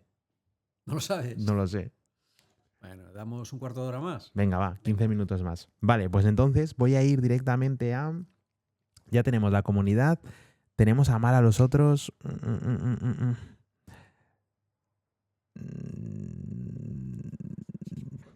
Es que hay dos temas muy interesantes, ¿eh? El con quién me caso ¿Quién me caso? y el sexo, Dios y tú. Esos son dos temas muy interesantes. Mm. Bueno, si no, mira, lo emplazo a que vuelvas. ¿Te parece correcto? O sea, te voy a hacer una última pregunta para ir a esto, pero es que me parece realmente tan importante que me es indistinto, si tú me lo permites, Sí. que vuelvas y seguir Bien. por donde Me íbamos. parece bien. Me ¿Te parece parece? bien. Porque Sí, sí. para mí una de las metas que tengo, o de las cosas que tengo con todo lo que hago, es que las personas conozcan a Dios. Si lo conocen a través de Fe y Vida, pues genial. Si lo conocen a través de la iglesia tradicional, Sí, me sí, parece sí. genial. Pero para mí, mi fin máximo Sí, es sí. que las personas lleguen a conocerlo. Perfecto. No lo digo muchas veces abiertamente, Ya. pero aprovechando que estás aquí, mi fin máximo es ese, Perfecto. que lo conozcan. Dios no me llamó a predicar, Dios no me llamó, siento que todavía no me ha llamado me ha llamado a tener unos recursos, a poner voz a ciertas cosas y que yo de alguna forma, pues que las personas intuyan, ¿no? O me pregunten, oye, Brandon, ¿de dónde sacas las fuerzas? Oye, Brandon, ¿de dónde sacas esa fortaleza, esa energía? Y poder responderles, es que no soy yo, es que hay algo más que me empuja diariamente. Entonces voy a seguir por donde iba. Ya hemos hablado de la comunidad Fe y Vida y vamos a cerrar con amar a los otros, el capítulo 8, que dices, quiérete a ti mismo, si quieres amarlos, piensa como ellos, un sentimiento o una actitud, el amor es algo concreto y sencillo, practicar la cultura de la compasión y el sagrado principio del respeto. Háblame sobre quiérete a ti mismo. Sí, yo creo que este es un tema importante, ¿no? Que yo también intento desarrollar en mi otra faceta, que es la que te comentaba antes del coaching terapéutico, ¿no? Yo, con las personas con las que hablo, normalmente, durante muchos años he sido profesor de adolescentes. Ahora ya estoy jubilado, pero sigo hablando con gente. Y una de las cosas que se encuentra prácticamente de manera universal es la falta de autoestima. Hoy en día en psicología se le da mucha importancia a la experiencia del trauma. Tradicionalmente se consideraba que el trauma era algo siempre grave, ¿no? Como gente pues, que no sé, le había pasado algo muy grave o había estado en la guerra y tenía TEPT o lo que fuera. Pero hoy en día vamos descubriendo como que hay muchos traumas de menor intensidad, por decirlo de alguna manera, que afectan mucho a la vida de las personas. Entonces, lo primero que tenemos que enseñar a las personas es a aceptarse y a quererse a sí mismas. Y esto no es sencillo. Es fácil decirlo, hacerlo no es fácil. Pero yo creo que una de las cosas fundamentales que una comunidad cristiana tiene que intentar conseguir es tener gente emocionalmente sana. Hay un libro de un autor americano, Peter Scazzero, que es pastor en una iglesia en Nueva York, evangélico, y él tiene un título que se titula Una iglesia emocionalmente sana. Es un libro interesante. Entonces, yo creo que es importante que la gente aprenda a quererse a sí mismo, ¿no? Y aceptarse a sí mismo. Yo creo que eso tiene... yo es una cosa que siempre que hago coaching con la gente, siempre que quedo de manera informal, siempre intento provocar. Es decir, ese sentimiento de empatía hacia uno mismo, ¿no? De, bueno, decir, está bien. Así como está, es como Dios ha querido, está bien. Y bueno, ya digo que es un proceso, pero ese principio me parece muy importante en cualquier tipo de comunidad cristiana, de grupo cristiano. Hay que enseñar a la gente a quererse a sí misma. Aquí tienes puesto, si quieres amarlos, piensa como ellos. Sí, sí. Es otra cuestión importante. Ponte en el lugar de la gente. Tiene muchos grupos. Me llama la atención, por ejemplo, muchos predicadores de América Latina, ¿no? Que ahora vienen, se ponen en el metro de Madrid a predicar. Incluso hay memes por ahí, por internet, y hay bueno, gente que dice, pues que es que cállate, ¿no? Otro, no, porque tú tienes un problema, porque Dios te ama, yo te amo, ¿no? Dice, pero yo no quiero que me ames, quiero que te calles. Bueno, a mí eso me parece como un... Choque cultural, ¿no? Choque cultural y choque también no sé, ¿no? Yo recuerdo que estaba es una anécdota que cuento muchas veces. Estaba una vez en un pueblo del País Vasco que no habla castellano. A ver, la gente sí entiende castellano, pero no lo habla. Pero ellos hablan solo en vasco, ¿no? Y me acuerdo que no sé de cómo ni de qué manera un día de verano apareció gente, eran todos de América Latina, o la mayoría, que venían de alguna iglesia y que se les había ocurrido que iban a predicar en ese pueblo concretamente, ¿no? Y se pusieron a predicar ahí en la plaza del pueblo. Y yo miraba a la gente del pueblo. Bueno, era un tiempo en el que yo tenía una novia de allí y yo conocía mucho al... Y yo veía a la gente del pueblo, ¿no? Que eran todos vascoparlantes, a los paisanos mayores, mirando a aquella gente. Y era de verdad como si estuvieran mirando a extraterrestres. O sea, la gente les miraba así como diciendo, esta gente es como si tú bajas y empiezas a hablarles de Sí. A que el mundo se va a acabar y que... Pero la gente estaba como en shock, o sea, les miraban así, nadie decía nada. Bueno, ya la gente empezó a pasar como si no existieran, ¿no? Pero eso es un ejemplo de falta de comunicación. Es decir, cuando yo siempre digo a los cristianos, escucha a la gente. O sea, tú no intentes vender tu producto, ¿no? Si tú ves a Jesús, me gusta mucho el pasaje de Jesús con la samaritana, ¿no? Jesús escucha a la mujer. No viene y le dice, tú, porque tú samaritana, porque los samaritanos sois unos pecadores, estáis confundidos por ir a Jerusalén y tú, jaja, menuda vida has llevado. Porque tal y porque tal y por allá puedes cambiar. No. Jesús empieza diciéndole, oye, ¿me das de beber?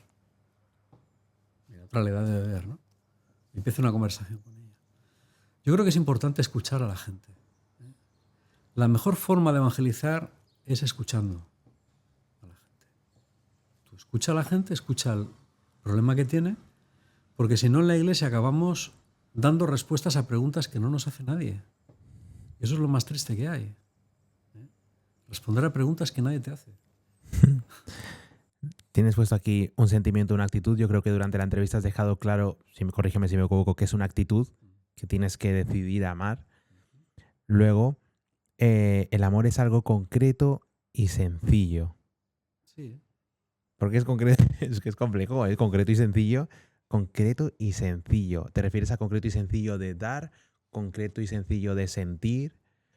No, yo creo que Tony de Melo, que es un autor, bueno, a mí me gustaba mucho. Al final de su vida yo creo que perdió un poco el... Pero él tiene una frase que a mí me gusta mucho y dice, esto es muy fácil, no hagas daño a nadie y si puedes, ayúdale. Ya está.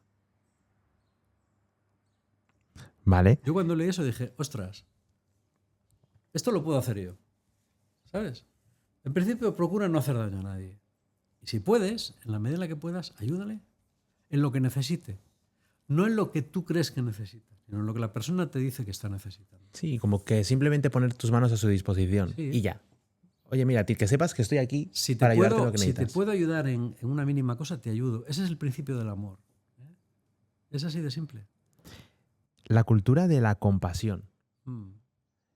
Yo, una amiga hace un par de meses, cuando yo le decía, es que no he ido ayer al gimnasio, no he tal, y estaba como fustigándome, me dijo, me dio la mano y me dijo, Brandon, misericordia y compasión, Sí, hasta con uno mismo. sí, sí. No, sobre todo con uno mismo. Sí, yo creo que vivimos en una sociedad de los descartes, ¿no? Es decir, yo creo que cada vez más gente, yo es una sensación que tengo cuando hablo con la gente, cada vez más gente se siente descartada. Yo creo que las redes sociales nos proyectan una idea de éxito, ¿no? De todo tiene que ser exitoso. La gente en Instagram solamente pone las cosas buenas de su vida, ¿no? Cuando están de viaje, no sé dónde, o como, no sé, ¿no? A veces ves parejas que tú sabes que tienen unos problemas gordísimos, ¿no? Y los ves en Instagram como si todo fuera ideal, llenos de corazones, y dices, vaya. Pero todo eso crea como una mentalidad de que tú no eres suficientemente bueno. La publicidad pues te está diciendo continuamente que tú no eres suficientemente bueno porque te falta algo. Precisamente es algo que ellos te venden, ¿no? Desde un champú hasta un coche. Entonces, yo creo que eso está haciendo mucho daño y que cada vez más gente se siente que no está a la altura. Lo cual, a su vez, propicia una sociedad del descarte. Es decir, yo conozco gente, sobre todo gente joven, que se retira. Es decir, gente joven que, por ejemplo, con 18 o 20 años, aparentemente normal, pero que de pronto deja de salir, se encierra en su casa, se mete en el mundo de las relaciones virtuales y solamente se relaciona con sus padres. Y en el fondo, si tú hablas con esa gente, es un miedo tremendo a no encajar, porque se siente que no son lo suficientemente buenos para encajar en ningún grupo de los que ellos creen que configuran el mundo, ¿no? Y no es verdad. Entonces yo creo que hay que sustituir la cultura del éxito por la cultura de la compasión. ¿No? Es decir, bueno, tu vida no está tan mal, ¿no? Comparado con la otra gente, tu vida tiene muchos elementos que hacen que merezca la pena y que tú te sientas orgulloso de lo que tienes, ¿eh? No mires el vaso medio vacío, mira el vaso medio lleno, ¿no? Y mira a ver lo que puedes hacer por los demás y lo que puedes aportar. Tú también puedes aportar, ¿no? Yo creo que eso es la cultura de la compasión. Es decir, ver a las personas, a uno mismo y a los demás, en principio, bajo una mirada de misericordia. Luego esa mirada igual hay que matizarla, ¿eh? Pero en principio con esa mirada. Última pregunta, y es el sagrado principio del respeto. Sí, sí, sí. Es un poco muy relacionado con el tema anterior. Yo creo que hay que respetar a la gente. Es decir, muchas veces las personas se tratan con muy poco respeto. Y yo creo que también la sociedad española, por ejemplo, ha cambiado a ese nivel a mejor. Yo creo que es ahora una sociedad mucho más respetuosa que hace 40 años, ¿no? Pero todavía falta, todavía falta, ¿eh? O sea, todavía falta el aceptar al otro como es. Si la otra persona no acepta ciertos valores sociales, eso está bien, ¿eh? Si eres un friki, pues eres un friki. Todos somos frikis en un cierto aspecto, ¿no? Yo creo que cada persona merece respeto en las opciones que tiene. Y ese es un principio que hay que respetar mucho y en la iglesia también, ¿eh? Eso me decía hace un par de podcasts una persona, ¿no? Que como que vino y lo siento mucho si se siente identificado o lo que sea, pero como vi que no eras un friki, y a mí eso me tocó por dentro un poco, no le corregí obviamente porque es su momento, es su entrevista, pero siento exactamente lo mismo que tú, ¿no? Que todos tenemos esas singularidades Claro. que nos hacen únicos y que no debemos renunciar a ellas porque es lo que le da los colores a la vida. Sí. Yo estoy convencido de ello. O sea, hay gente, a mí siempre por eso me ha traído mucho la gente excéntrica, ¿no?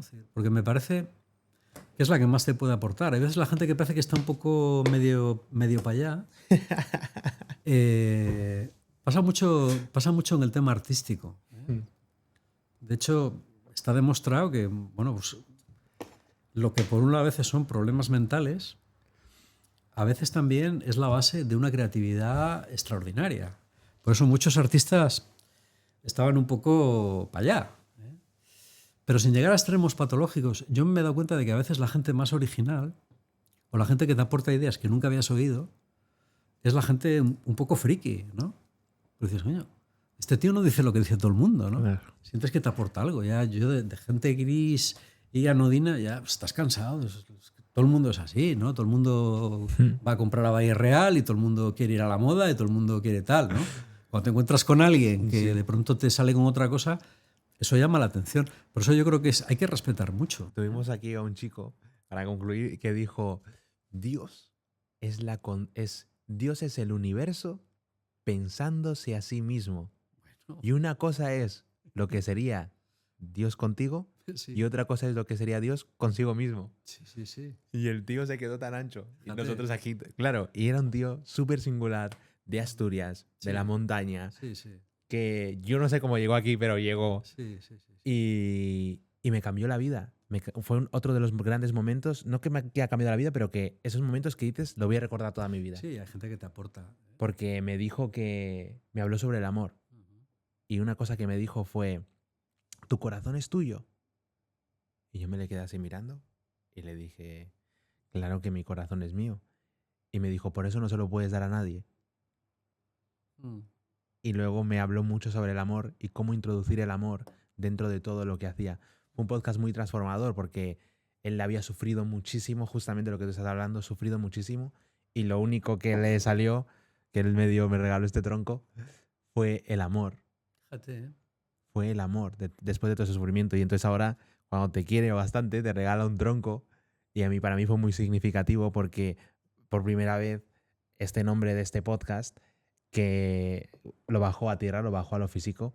Y yo al principio tenía miedo de llamar maestros de excelencia a este podcast por lo pretencioso que suena, ¿no? Bueno. Pero siento que es un estándar más que un objetivo. Siento que es un estándar de vida y que no vamos a... Y yo siento que nunca voy a lograr la excelencia en ningún ámbito, tampoco me obligo a ella, pero es como un estándar que persigo y es intentar ser o que sea la sociedad lo más cercana a lo excelencia. Creo que es un buen estándar, una buena brújula. Es un buen estándar. Una buena brújula de vida. Bueno, vas a despedir el podcast, Josué. Muchísimas gracias por tu tiempo. Josué, no sabías cómo era esto. Yo creo que no sabías cómo era esto. Muy bien. Podía haber estado hablando contigo 10 horas consecutivas. Espero que vuelvas para seguir comentando, terminando el libro y que la gente se empape de esto. Y tienes un minuto para hablar lo que tú sientas, despides el podcast. Muchísimas gracias por estar aquí, muchísimas gracias por tu tiempo. Siento que el valor que has aportado es inmenso y muchísimas gracias, ¿vale? Que Dios te bendiga. Muy bien, muchas gracias.